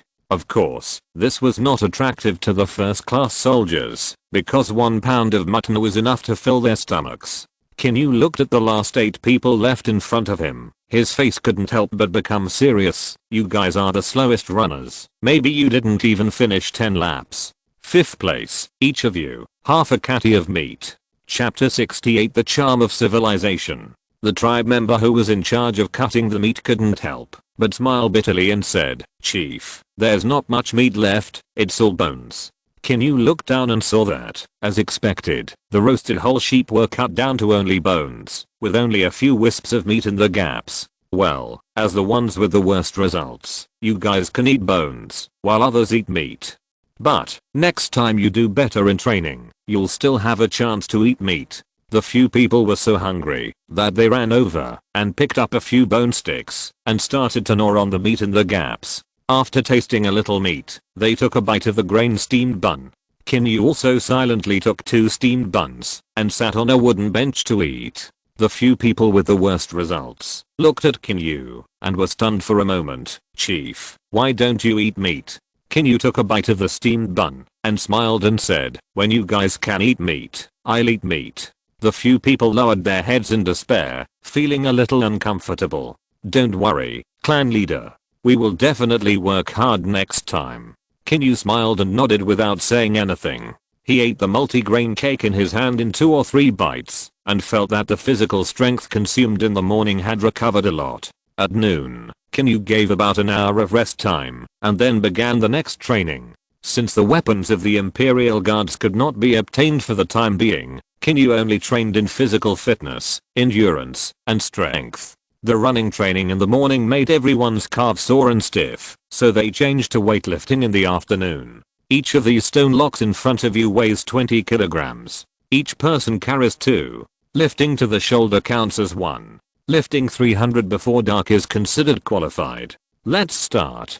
Qin Yu's voice fell, and everyone began to move one by one. It was nothing when they just lifted it, but when the number exceeded 10, 20, 30, some people began to be unable to lift it, so they dropped the stone blocks and rested for a while and continued to lift it. Time passed quickly, and it was night in the blink of an eye. The few who didn't get to eat meat in the morning worked extra hard in the afternoon, and their results were pretty good, so they were promoted to the second class. Qin Yu was very pleased with this. In the end, only 5 of the 100 guards failed to lift 300 before dark. The rest of you will get the meat according to your scores. The 5 of you go run 2 laps, and you can eat the rest after others have eaten it. A moment later, the 5 people came back panting, after running 2 laps. There was no meat left, only a little meat smell wrapped around the bones. Several people had to eat the grain cake while smelling the meat, and their mouths couldn't help but drooling wildly when they saw others eating meat. Qin Yu took the steamed bun and reenacted the process at noon. Several people said with shame on their faces that they would work hard tomorrow. Qin Yu nodded with satisfaction and told everyone that they could go back to rest after dinner. Then he went straight back to the meeting hall. Patriarch. The 4 or 5 tables in the hall were already full of people at this time. When they saw Qin Yu walk in, they immediately greeted him respectfully. Qin Yu waved his hand and sat at the table. Sorry for the long wait. Let's eat. Qin Yu looked at the table after he finished speaking. There was a bowl of fried thick cut beef shoulder, a bowl of lamb in fish soup, a grilled fish, half a grilled lamb leg. The food on the table was so rich that if the soldiers who ate grain cake saw it, they would probably burst into tears and believe the nonsense of the clan leader. What the general should suffer with the soldiers, what he would eat meat, only when they ate meat, all of which were nonsense. Of course, they couldn't see these, and Qin Yu didn't really take it seriously. As long as the effect was achieved, why should he really suffer? He was not sick. After a while, Qin Yu couldn't help rubbing his lower abdomen and burping. It's really interesting to cross over here. Not only did it satisfy his dream of hegemony, but he also had thousands of people under him. It felt great to have a bunch of people rushing to do it after a word. But his ambition was far more than that. To put it in an awkward and cliched way, his goal was the stars and the sea. Civilization Chi is his unique golden finger. Presumably, his starting point should be much higher than others. After the novice protection period, the dangers he faces should not be a big problem. In 2 months, Qin Yu developed a small tribe of only 40 people into a super large tribe of nearly 4,000 people. Therefore, Qin Yu is still very confident. The remaining month is enough for the tribe to double its strength. The only problem is food. Fortunately, Nanhu is large enough, deep enough, and there are enough fish. Otherwise, we can only slaughter cattle and sheep in large numbers to fill our stomachs. Today's beef is from an old cow with a broken leg, so we killed it for meat. Without Qin Yu's order, no one dared to kill sheep, let alone cattle. Qin Yu saw that everyone else had almost finished eating, so he asked, how is the issue of population transfer being handled? C2 put down the porridge in his hand and responded, the transferred population has arrived at Coal City and Panzan City smoothly. I will send food and other daily necessities to them at regular intervals to ensure that there will be no food crisis in the 2 cities of Panshi Coal Valley. Qin Yu nodded. Old C is really doing things more and more like old Yao. C2 was stunned and silent for a moment before saying, if he could see the dragon tribe today, he would definitely be happy. Qin Yu also sighed. Yes, he would see it. Several people nodded, with nostalgic expressions on their faces. He was an old man worthy of respect. He dedicated his whole life to the tribe. It was a pity that he did not have a good end.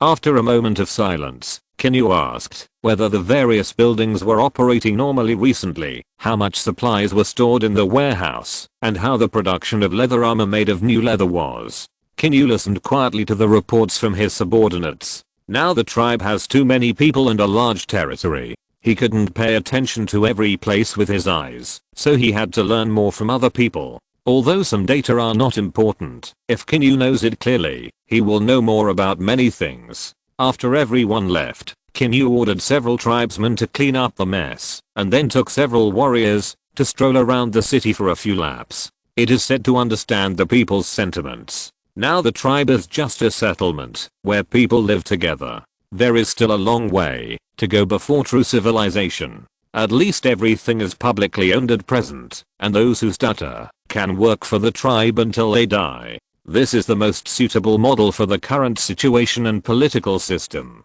If the population becomes very large in the future, this situation will slowly change. Slowly, families will appear, currencies will appear, and trade will develop. When their hard work will be exchanged for their own things, people will be more eager for future life. thereby accelerating the development efficiency of civilization and embarking on the road of prosperity and strength. The city will gradually become beautiful, and all walks of life will flourish. When the monarch sees his civilization grow from the most primitive tribe to a prosperous civilized country, Qin Yu thought, this should be the charm of civilization.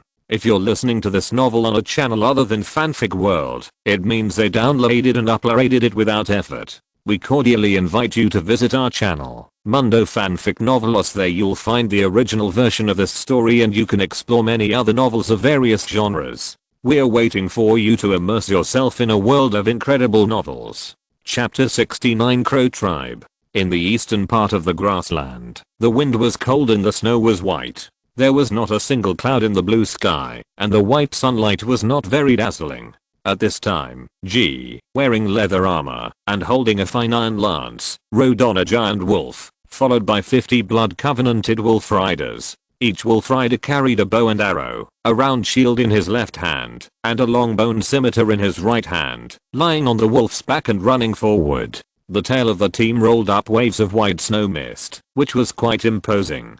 Leader, which tribe are we going to this time? A wolf rider came to G and asked. While driving the giant wolf under him, G took out a hide map from his arms. What are the situations of the Huang tribe, Ming tribe, and Ya tribe? G pointed to 3 locations on the map and asked. The wolf rider on the side thought for a moment and responded, the number of people in these 3 tribes is over 300 to 400, and they are not easy to deal with. Among them, the Crow tribe has the largest number of more than 600 people. They like to drive slaves to fight. The second is the Wilderness tribe, with about 400 to 500 people, and about 100 tribal warriors. This tribe has a lot of cattle and sheep.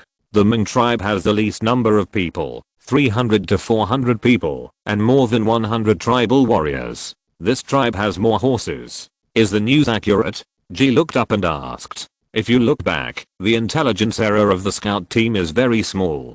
G smiled and nodded. Okay, let the shield spearmen and archers behind you speed up. Today's goal is to capture the Crow tribe. As soon as the voice fell, the whole team began to rush to the location of the Crow tribe at full speed. The grassland map has always been completed by the scout team. At present, just talking about the eastern area of the grassland, more than 30 tribes have been marked so far, and 22 of them have been planned into the trade route. The rest of the tribes either have malicious intentions and cannot be communicated, or are in a bad location and inconvenient for trade.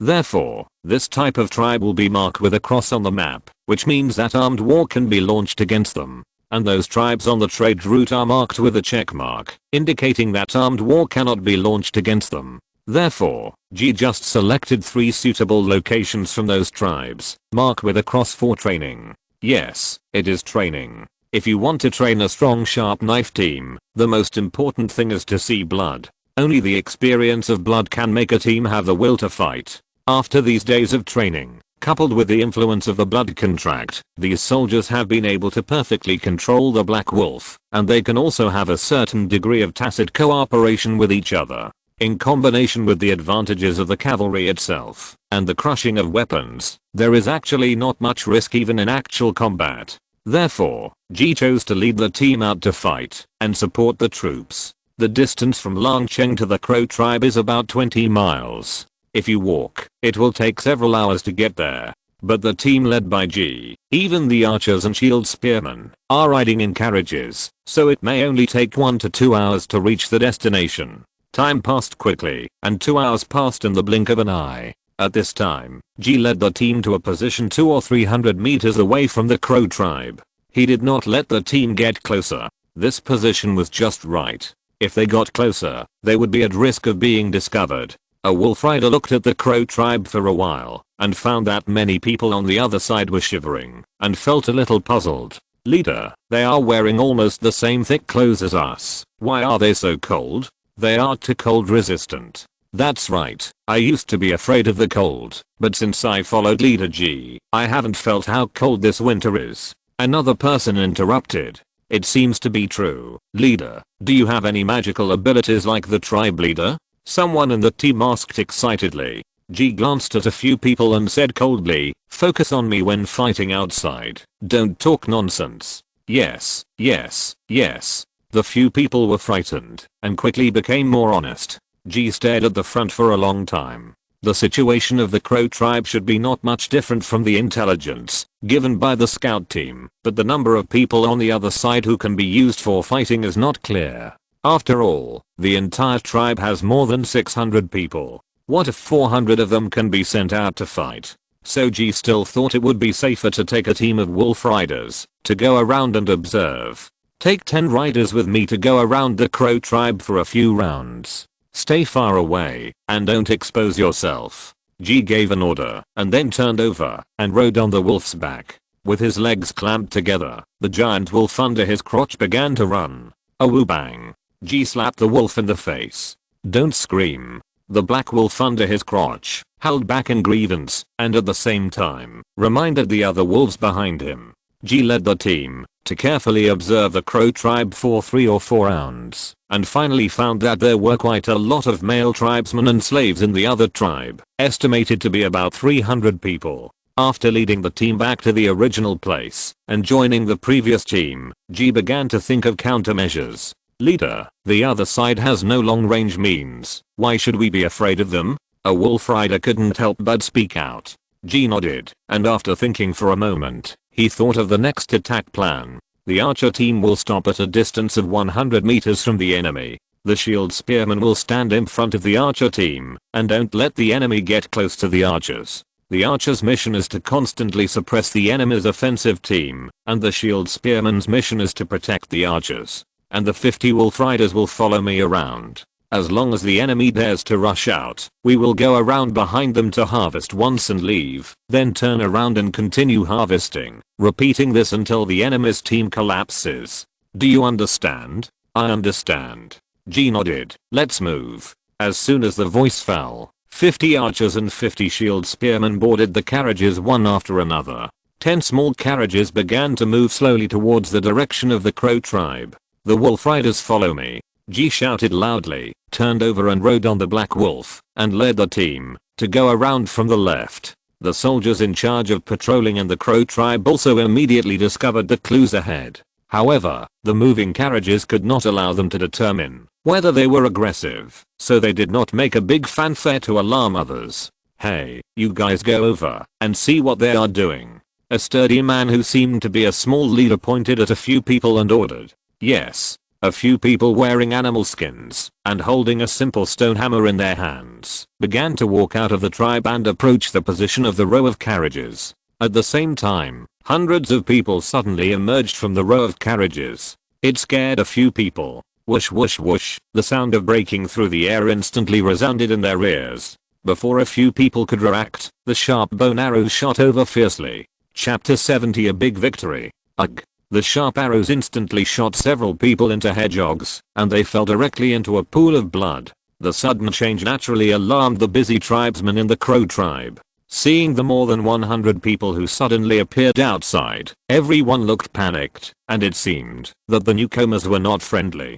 The previous little leader shouted to the people around with a panicked face, "Go and inform the tribe leader and the other leaders. Someone is attacking the tribe." Yes. Several people around were also nervous, and their legs quickly ran towards the depths of the tribe. However, the enemies outside the tribe did not stop attacking. More fierce arrows swept in with a violent storm-like attack. All enemies within the range would be mercilessly shot through by arrows. People in the Crow tribe began to be shot in the vitals, and then fell to the ground, slowly losing their breath. For a while, panic shouts and painful howls continued. G was quietly observing not far away. If Qin Yu had not told him to be cautious in everything, he might have already led the wolf riders to charge in. His plan was also very simple, which was to rely on strength to defeat the enemy's morale. Cavalry, bows, and arrows, contradictions, whether in terms of the strength of the army or the equipment or the degree of eliteness, the dragon tribe completely crushed the Crow tribe.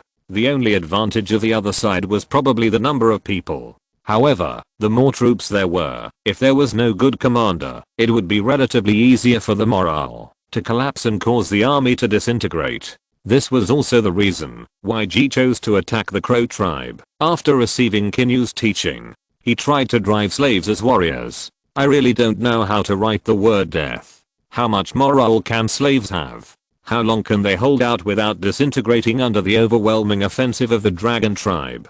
G's eyes condensed and continued to look forward. After a while, the crow tribe finally gathered a group of more than 200 people. These people were of different heights. Some were thin and some were strong. There were women among the men, and the weapons in their hands were even more varied.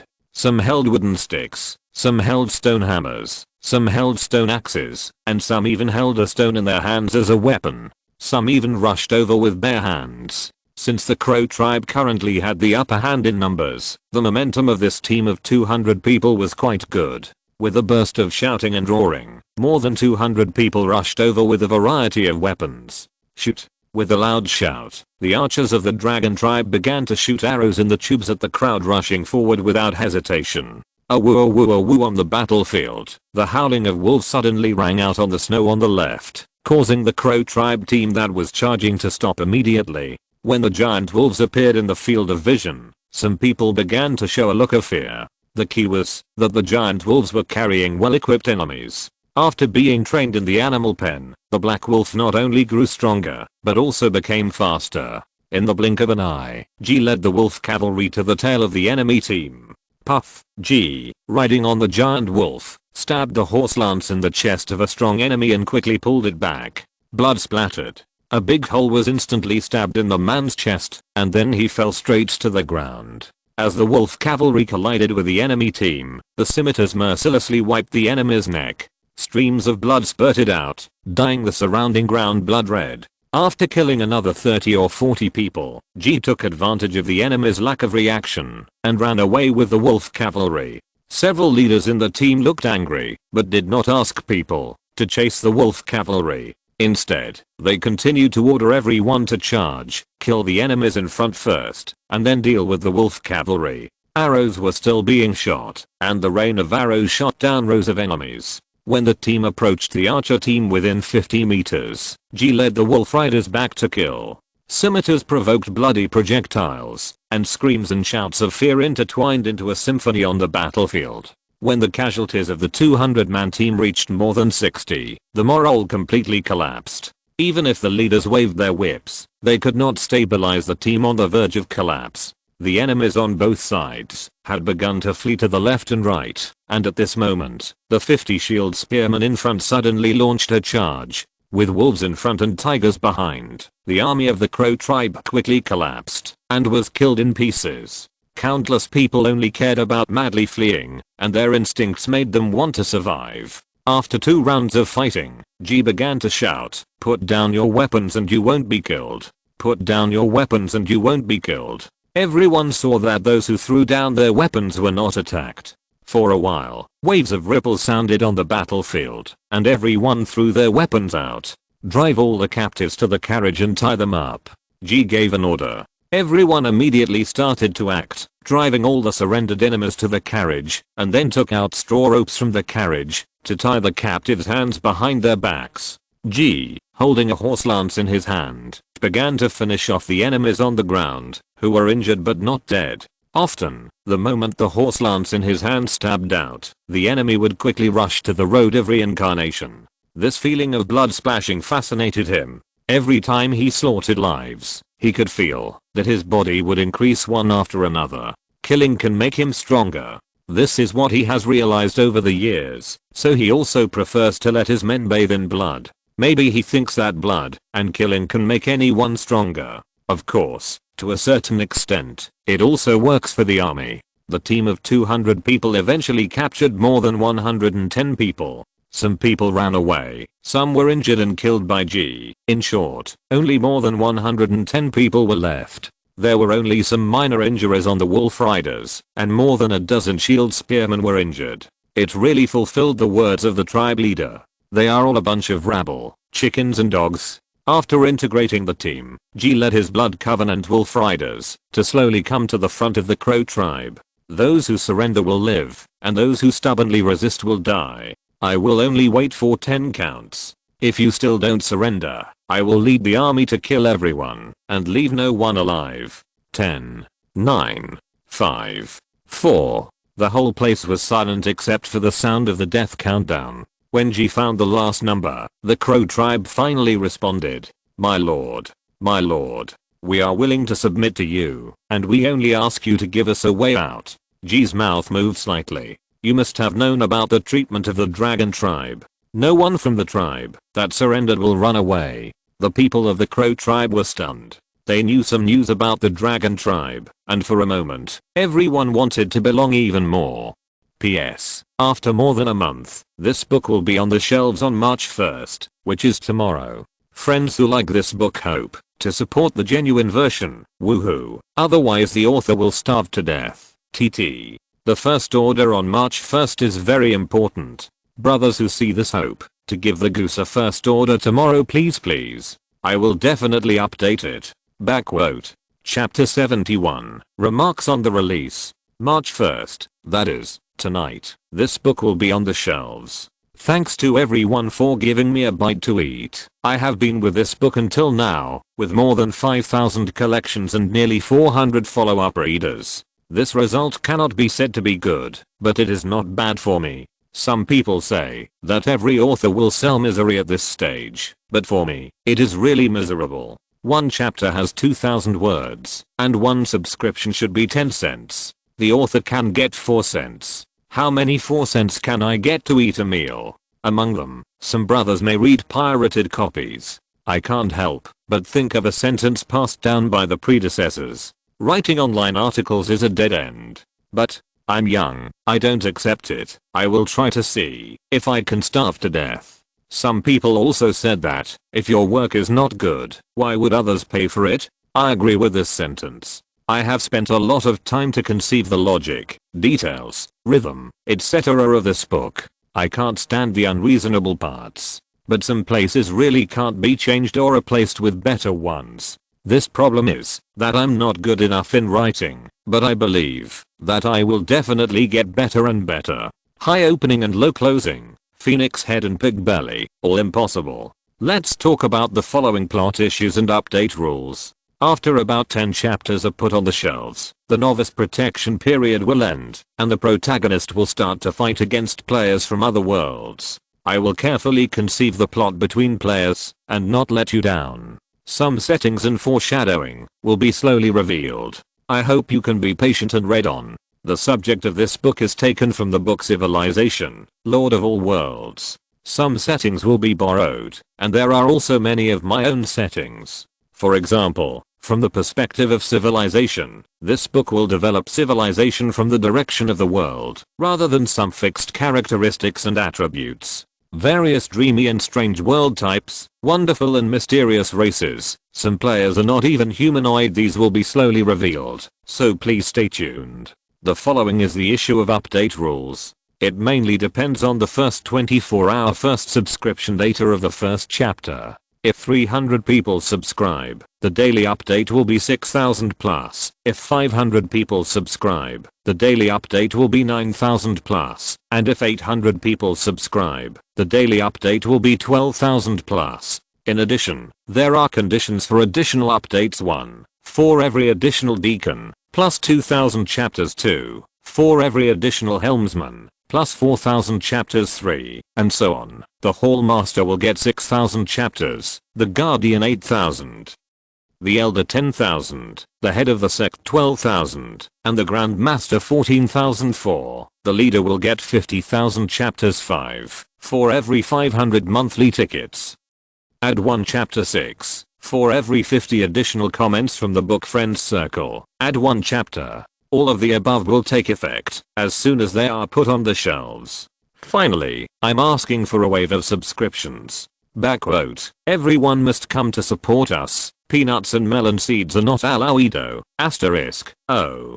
Chapter 72 Huge Harvest. First order request. It turns out that a long time ago, Qin Yu had people spread the news in the eastern part of the grassland while the caravan was out for trade. No one would starve to death, freeze to death, or die of exhaustion, whether the tribe was conquered and became a slave of the dragon tribe, or voluntarily surrendered to the dragon tribe, or was forced to surrender to the dragon tribe. The dragon tribe would eventually accept these people as tribesmen, so that they could eat enough every day, have a warm fire to keep warm every day, and not work for a long time every day. Maybe others would not believe it when they heard it at first, but when the people in the tribe saw with their own eyes that the population of the dragon tribe was rising wildly and no one escaped from it, they more or less began to believe it, so that now, when they knew that their fate was to become slaves of the dragon tribe, they did not have much resistance in their hearts.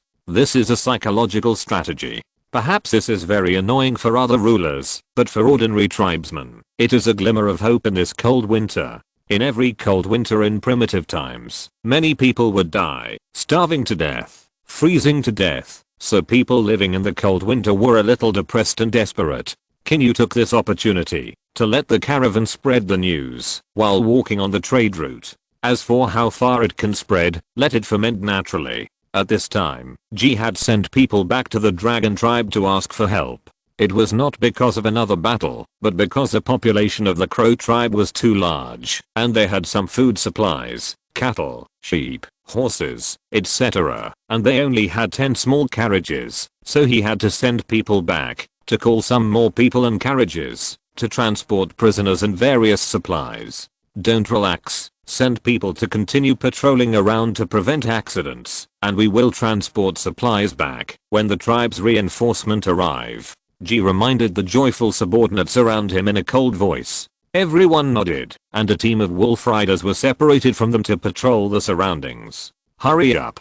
Didn't you eat? Today, either the knife in your hand will break, or the wooden man in front of you will break. Qin Yu wandered around the training ground and shouted at the people in front of him who were holding stone knives and chopping the wooden stakes hard. After more than 10 days of training, the endurance, strength, and physique of the 100 guards have increased rapidly. Qin Yu specifically checked the attributes of some of them. Almost everyone has 1-star strength, and some have even reached 2-star strength. You should know that most of these 100 people did not even have 1-star strength at the beginning. After more than 10 days of training, not only has their strength increased by 1 star, but their physique has also increased by 1 star. However, if the difficulty of increasing from 0 to 1 star is equivalent to 10, then the increase from 1 star to 2 stars is 100, and so on. From 2 stars to 3 stars is 1000. Therefore, the progress of everyone is not too exaggerated, but of course it is definitely not small. Now it only takes more than an hour a day to run 10 kilometers, and 1 hour to lift 300 weights. After Qin Yu's almost devilish training method these days, everyone is now reborn. At present, the training is the power of basic knife chopping. Use a stone knife to chop a wooden stake. When the stone knife is chopped into the stake, the blade will be embedded in the stake, and it will take some effort to pull it out. This is equivalent to simulating a real battlefield fight. When the knife is embedded in the flesh or bone seam, or even in the bone, you must quickly use force to pull the knife out. The battlefield is full of dangers. Once the knife is stuck, even for a moment, it may be killed by another enemy. Therefore, this training is not only to train the power of chopping, but also to train how to quickly retract the knife to face the attack of the next enemy. Patriarch, Patriarch. A soldier suddenly ran in from the training ground and shouted, "What's the matter? Are you so impatient?" Qin Yu frowned and said, "Is Ji back?" The soldier nodded immediately and said, "Yes, Patriarch. Ji has brought back a lot of people and cattle, sheep and horses."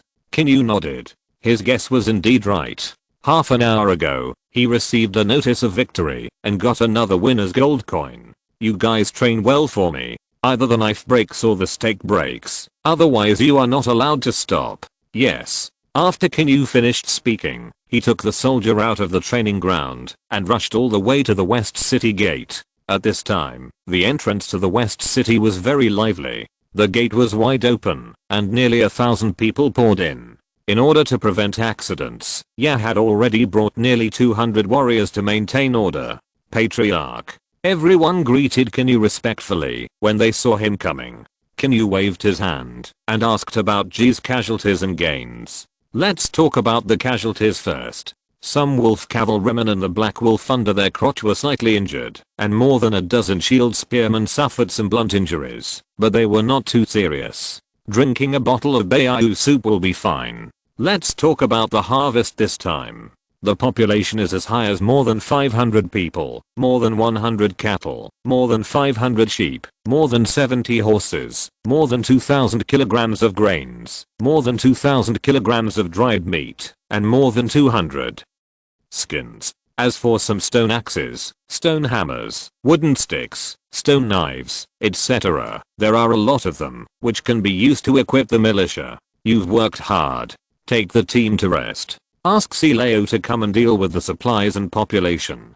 Qin Yu patted Ji on the shoulder and smiled. In the past 10 days, Ji led the team to go out 3 times. But the harvest of the first 2 trips was not as great as today's, because they were afraid of the loss of wolf cavalry, so they chose some weaker tribes. Including this harvest, the population of the dragon tribe has reached more than 4,900 people, approaching 5,000 at once. It has become the largest tribe in the eastern part of the grassland. The number of cattle raised in captivity has reached more than 600, and the number of grassland sheep has reached more than 3,000 and close to 4,000. The number of horses is relatively small, only more than 600. It must be said that the horses on the grassland are in good physical condition and have tall bones. As long as they are well fed, they can be used as war horses. In the animal pen, many female wolves have given birth to cubs, 6 or 7 in a litter, and about 70 are kept in the animal pen.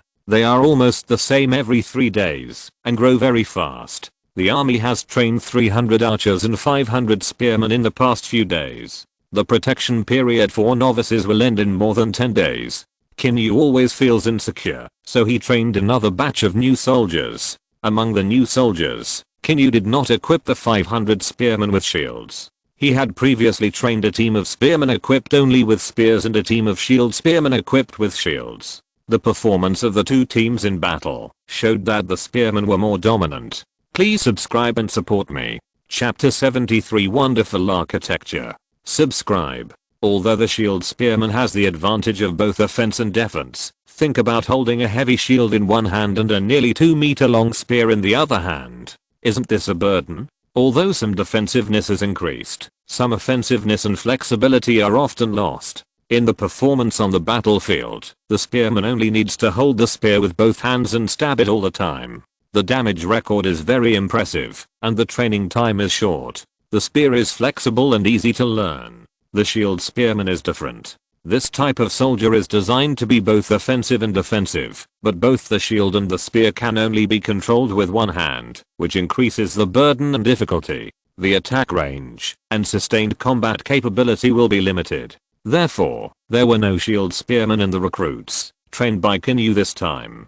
Looking at the history of China, it seems that the combination of spear and shield soldiers does not occupy any historical position. It disappeared quickly like a flash in the pan, and did not become the mainstream. And more of them are the combination of spearmen and shieldmen, with spearmen lined up in front and shieldmen in the back. If the enemy uses bows and arrows to suppress, the shieldmen in the back will quickly rush out from both sides to the front to interlace shields, superimposing into a defensive formation to improve the defense against bows and arrows. However, Qin Yu felt that the number of player troops in the early stage should not be too exaggerated, so he planned to take the elite route and the number of ordinary soldiers, like Jiang Li's shield axe soldiers, Ji's blood covenant wolf riders, and the guards trained by Qin Yu himself. They all take the elite route. Ya's 100 female archers may develop towards the elite route in the future, equipped with long knives or long swords. With their agility advantage, they can take the elite route.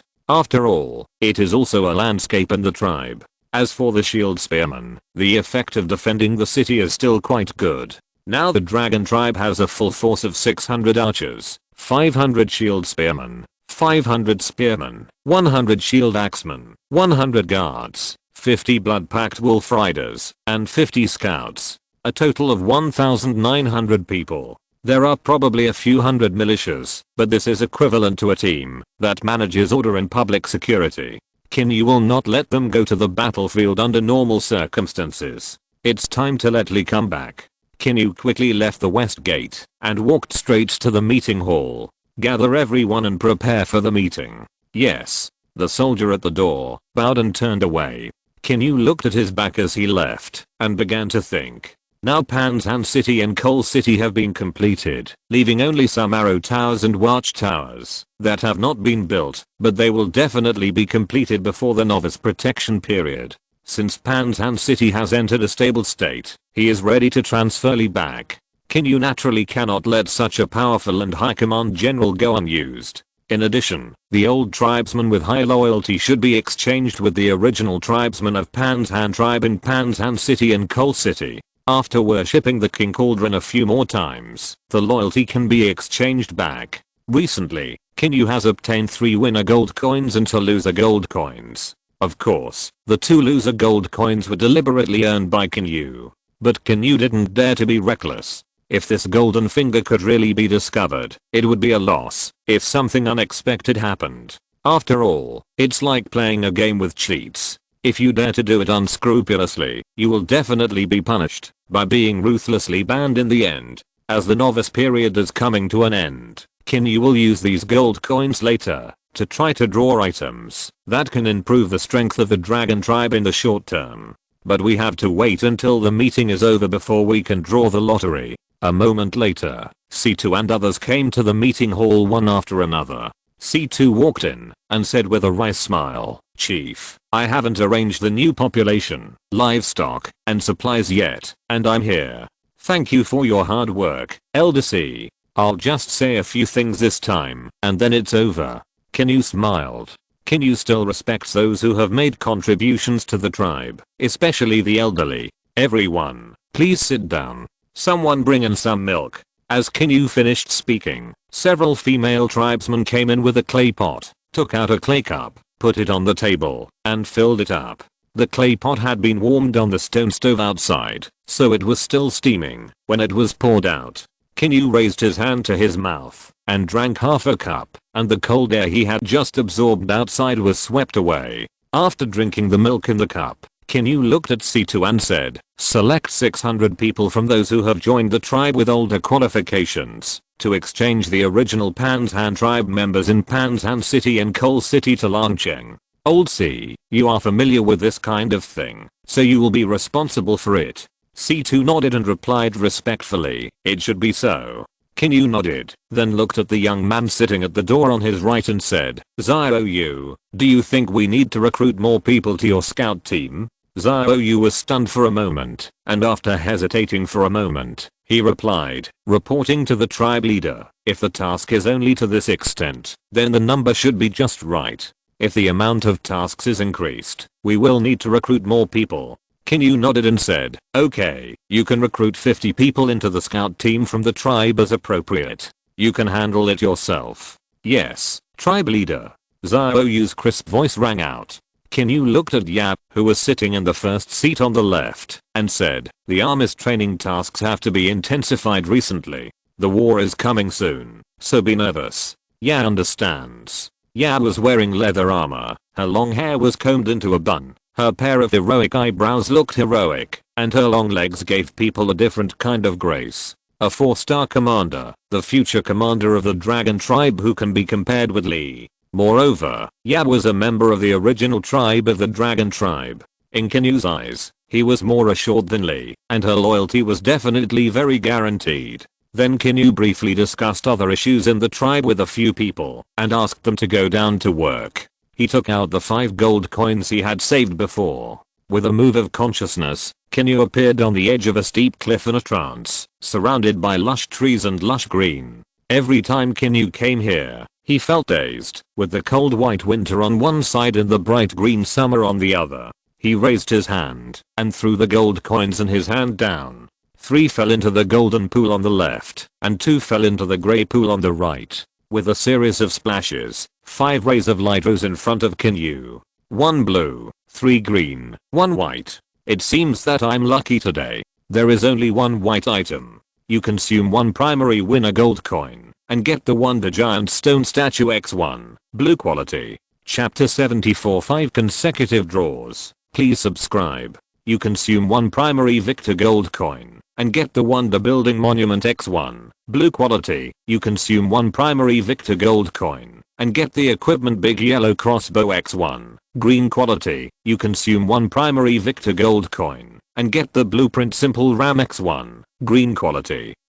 You consume 1 primary loser gold coin and get the seed purple alfalfa X100 Jin, green quality. You consume 1 primary loser gold coin and get Artemisia X1000 Jin, white quality, monument, primary wonder building, which can be built by consuming a certain amount of resources. Worshipping the monument has the effect of removing negative emotions, eliminating physical and mental fatigue, and restoring spirit. Successfully building a monument can obtain a fixed civilization point once a day. Big yellow crossbow, large military equipment, powerful, both offensive and defensive. Simple RAM blueprint, one-time blueprint. The target will master the construction method of the simple RAM in detail after using it. Purple alfalfa seeds, purple alfalfa, leguminosae, medicago, perennial herb, many branches. 30 to 100 centimeters high, rich in nutritional value and medicinal value, strong regeneration ability is the king of forage. Artemisia, only in autumn, this wormwood is green and slightly fragrant. Artemisia not only has a strong smell, but can also be used for medicinal purposes and smoked meat. The smoked meat and jerky will have a unique aroma. A wonder building has appeared. As we all know, players of civilization games have an obsessive hobby for wonders. After it is built, looking at the magnificent building will always give you a sense of accomplishment and satisfaction. This is secondary. The attributes attached to the wonder are the top priority. According to the introduction, the stone statue is a primary wonder building, which has the function of removing the negative emotions of the people in the territory, eliminating physical and mental fatigue, and restoring mental strength. Is this effect great? It must be great. According to Qin Yu, the effect is too great. The capitalists are ecstatic. The tribesmen who had worked all day came back to worship the giant stone statue and immediately felt happy and tired and hurried to work overtime for another night. This wonder is really suitable for the civilization of the primitive era. To a certain extent, it can effectively improve the development speed of the territory, the degree of stability, the people's hearts, etc. As the saying goes, wonders can ruin a country, but it also depends on what kind of wonders it is. The giant stone statue is definitely worth it. The effect of its combination with the king's tripod is so terrifying. After working for a day and being extremely tired, they come back to worship the giant stone statue and instantly feel energetic. Their bodies are not tired and their negative emotions disappear. In a word, it's cool. Qin Yu couldn't help but smile. The combination of the king's tripod and the giant stone statue is so damn hot. But he likes it. Putting down the first reward, Qin Yu looked at the other items again. Needless to say, the big yellow bed crossbow, he had it once before, and the effect was good.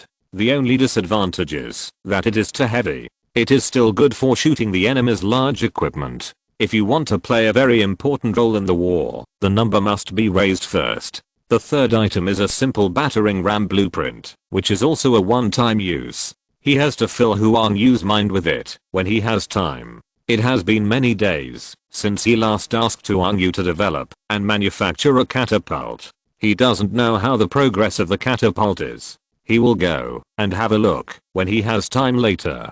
The remaining 2 rewards are drawn with the primary loser's gold coins. One is 100 kilograms of purple alfalfa seeds, and the other is 1000 kilograms of sweet wormwood. Although the purple alfalfa seeds are of green quality, their value is not lower than that of blue items to a certain extent. The title of Top Forage King is not a joke, especially since Qin Yu's civilization started in the grassland, which is the most suitable area for grazing. He spread purple alfalfa seeds around the tribe. In the future, horses, cattle and sheep will be easier to be raised strong, and the nutritional value it can bring to livestock is also very high.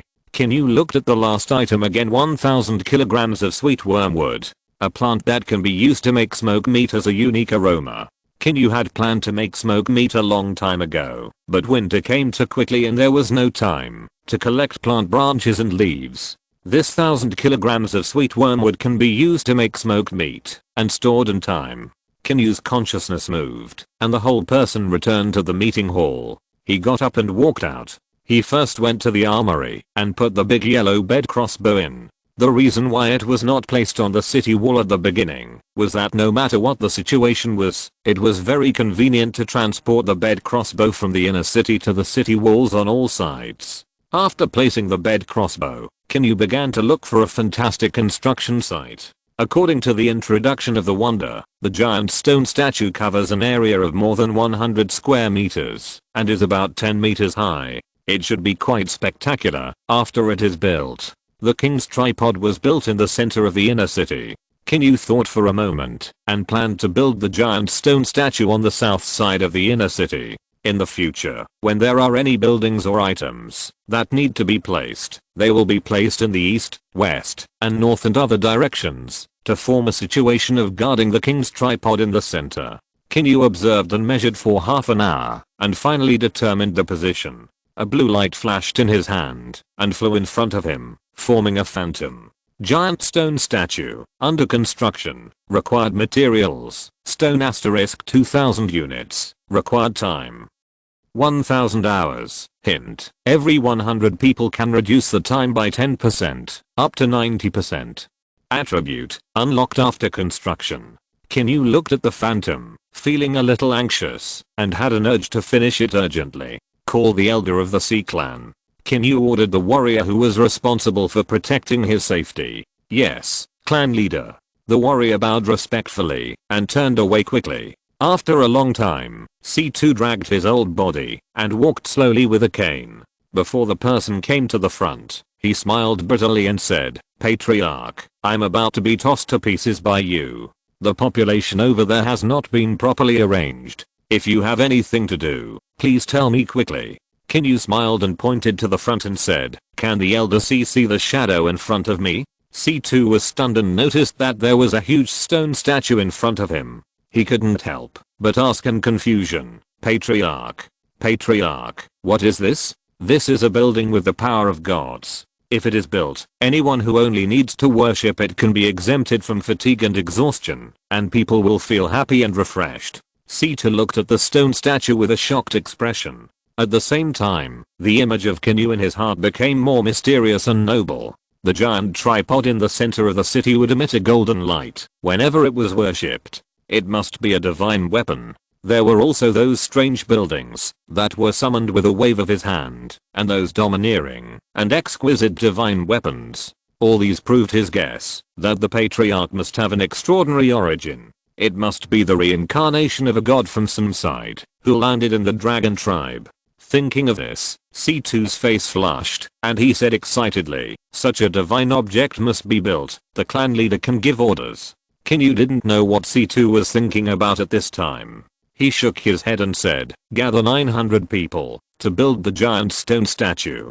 Didn't G bring back more than 500 people from the Crow tribe? There is no need to settle them, just bring them over to work. We also need to form a 500-man collection team to drive a carriage to collect stones nearby. The more the better." "I understand." C2 nodded and turned to leave. After C2 left, Qin Yu turned around and looked at the phantom of the giant stone statue in front of him. Now that thousands of people are used to build the giant stone statue, it must only take a few days to complete it. Otherwise, how can it be said that wonders ruin the country? This is just a primary small wonder, and so much manpower has to be used. The intermediate, advanced, and even higher level wonders behind will bankrupt the family and empty the treasury. Chapter 75 The catapult is born, and the ordnance department has made great contributions. The next morning, Qin Yu shivered and crawled out of the blanket. He put on a fur coat wrapped in wool and felt warmer. He looked up and saw that the charcoal fire in the stone stove in the house was almost extinguished. "Come on, add some fire to the stove. It's almost extinguished." Qin Yu stood up and shouted. The warriors outside the house hurried into the house and threw some chopped small firewood into the stove and then pressed a layer of coal on it. "Let someone prepare breakfast," Qin Yu ordered, and then walked out of the house. A moment later, several wooden tables in the meeting room were full of people.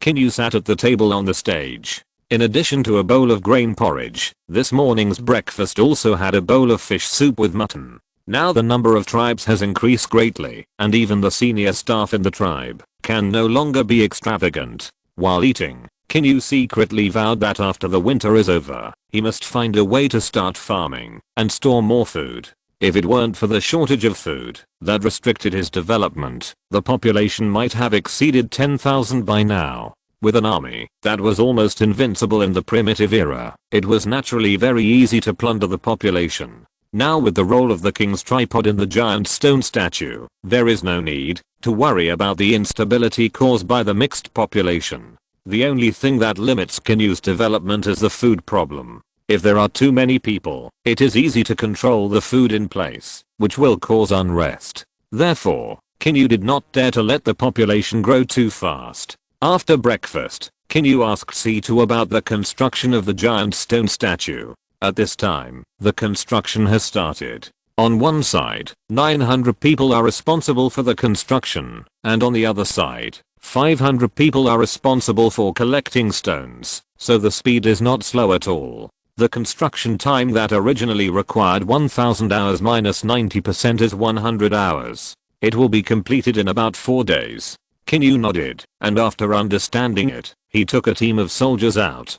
After patrolling the inner and outer cities, Qin Yu occasionally heard some discussions about him being the incarnation of a god. Many tribesmen respected him more than before after seeing him.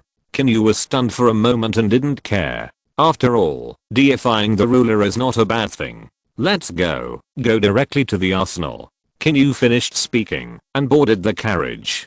2 soldiers also boarded the carriage and began to drive the carriage back to the inner city. When passing by the south gate of the inner city, Qin Yu happened to see that they were working hard here, moving stones to build stone statues, and the clanging was very lively. But Qin Yu did not stay for too long, and ordered his men to rush to the location of the arsenal. After a while, the carriage stopped in front of a courtyard of more than 500 square meters. This was a piece of land Qin Yu had allocated to Huang Yu for the study of catapults. If the construction is successful, when mass production is needed later, a larger courtyard will be allocated, and more manpower will be required. Qin Yu jumped off the car and said softly, "Just wait for me here." "Yes, clan leader." Qin Yu nodded slightly, and walked into the yard with his hands behind his back. At this time, there were 5 or 6 people busy in the yard. Just assemble these 2 and install them. At this time, Huang Yu was holding a design drawing painted with animal skin and directing everyone to assemble. Patriarch. Huang Yu looked up and was stunned for a moment when he saw Qin Yu coming over. Then he quickly greeted him. Qin Yu waved his hand. "I'm here to see you guys continue to work on yours. What's the current progress?" Huang Yu nodded and said, "My subordinates have made 3 in the past few days. Although there is progress every time, the power is still not perfect. But this catapult should be similar to the one recorded in the blueprint." Huang Yu pointed to the one that everyone was assembling in front of him and said confidently, "Oh." Qin Yu's eyes lit up and said, "It's better to come at the right time than to come early. It's just right for me to see how powerful it is." "Ah. Okay. When Huang Yu heard that Qin Yu wanted to see the effect, his confidence suddenly disappeared, and he became nervous. Although it has been improved to perfection. But what if something unexpected happens?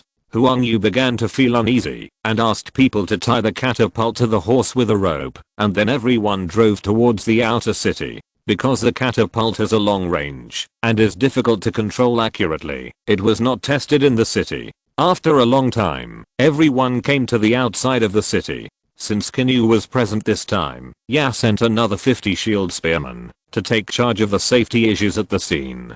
"Let's start, Huang Yu. Let me see how powerful it is," Qin Yu said. Huang Yu nodded and began to instruct his men to control the catapult. Since this is a simple small catapult, only 4 to 6 people are needed to operate it. Several people still have some experience in how to use the catapult. Under the gaze of everyone, they slowly put a stone weighing nearly 10 pounds on it. After placing the stone, several people aimed the catapult at the pre-aiming point, and then slowly pulled it down with force, and fixed the position. With Huang Yu shouting, "Release!" several people picked up the sharp bone daggers and instantly cut the rope. Whoosh, bang. The boulder was thrown out in an instant, drawing a parabola more than 10 meters high, and finally flew nearly 70 meters away, hitting a position 5 or 6 meters away from the pre-aiming point. As the huge stone hit the ground, it smashed the frozen snow shell into pieces, and the snow flew all over the sky. Qin Yu's eyes moved from the catapult to the stone bullets thrown. He was observing carefully. In general, the current level of the catapult is quite good. It can throw stones weighing more than 10 pounds nearly 100 meters away, and it can be used on the battlefield. Very good, Huang Yu, I was right about you. Qin Yu was in a good mood, and praised with a smile. Patriarch, you are too kind. Huang Yu said embarrassedly. How long will it take to make a catapult? Qin Yu thought for a while and asked. Patriarch, it will take about 5 or 6 days to make one. If more people are assigned, the output should be increased. Huang Yu responded. Qin Yu nodded. Then I will give you another 50 people to produce catapults with all strength. In addition, I will give you a blueprint. This should not be that difficult. Study it when you have time. Qin Yu finished speaking, and a green light flashed in his hand, and flew into Huang Yu's mind. A memory about how to make a battering ram appeared in Huang Yu's mind. After absorbing it for a long time, Huang Yu regained consciousness and said, reporting to the clan leader, the manufacture of battering rams is not difficult, and we can make them now. Qin Yu nodded. Then make 5 or 6, when you have time, and store them in the armory. Maybe they will be used someday. Okay, it's not safe to stay outside the city for a long time. Let's go back. Qin Yu got on the carriage after saying that. 2 soldiers drove through the city gate and drove to the inner city. The others did not stay any longer and returned to the city one after another. In the meeting hall, after returning from outside the city, Qin Yu originally wanted to go to the training ground of the Imperial Guards, but when he heard someone report to him that Li had returned from Panzan City, he changed his mind. He asked someone to call Li to the meeting hall. After a long time, the curtain of the meeting hall was pulled open, and a tall and strong man walked in from outside. I'm Li, your subordinate, and I greet the clan leader. Li walked in and bowed respectfully. You're welcome, please take a seat. Qin Yu smiled. Li silently walked to the seat on the left and sat down. Seeing Li sitting down, Qin Yu asked, is there any problem in Panzan City? Li shook his head. Everything is going well, and Chief Jiang Li is very capable. Qin Yu nodded slightly. Jiang Li is indeed a talent. He is not only talented in military affairs, but also has some talent in internal affairs. He is a good material for being a city lord. During your time in Panzan City, I trained a 500-man spear team on your behalf. Now I'm giving it to you to lead. It's located at the spear team training ground in the North City, next to the military camp. I'll have someone take you there later. Li was stunned and then said in surprise, thank you for your attention, clan leader. Qin Yu nodded and said with a smile, stop talking nonsense and get familiar with this team as soon as possible. You will be responsible for daily training in the future. I remember that you are good at using one-handed weapons. Use your bone knife first. When you make a contribution, I will give you a weapon like Jiang Li and others. Yes. After discussing some issues and situations about Panzan City with Li, Qin Yu asked him to go directly to the North City to take over the 500 spearmen. At this time, the sky was slightly dim, but it was still about 1 or 2 hours before dark.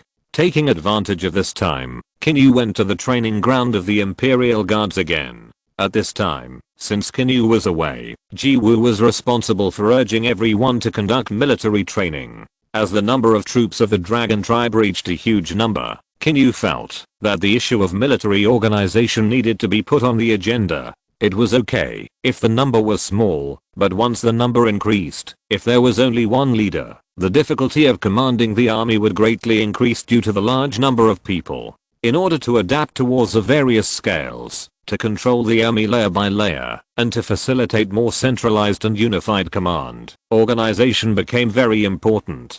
The organization problem in ancient China appeared almost very early, and the more famous one was the system of 10 and 5. 5 people set up a squad leader, and 10 people set up a squad leader as a grassroots officer. Qin Yu roughly integrated it briefly, and wanted to implement the organization problem from the Imperial Guard. When he arrived at the Imperial Guard training ground, everyone was doing chopping training. Qin Yu did not speak out to interfere, but silently called Ji Wu over to discuss the matter together. Ji Wu couldn't help but frown and think deeply after hearing this. Then he said, "Master, if you want to let the leaders better control the army, I think some regulations to restrict the soldiers are more important than the organization you mentioned. Of course, if the number of troops grows more in the future, the organization is also very important." Qin Yu was stunned. Ji Woo really hit the point. He was so busy before that he forgot that military discipline and military law are indispensable things to restrict the discipline of soldiers in the army. End of this chapter. Thank you very much for reaching the end. Don't forget to like. Looking for more exclusive content and immediate access? Subscribe to our Patreon. Remember, every like, subscription, or donation encourages us to continue. Thanks to everyone. See you in the next video.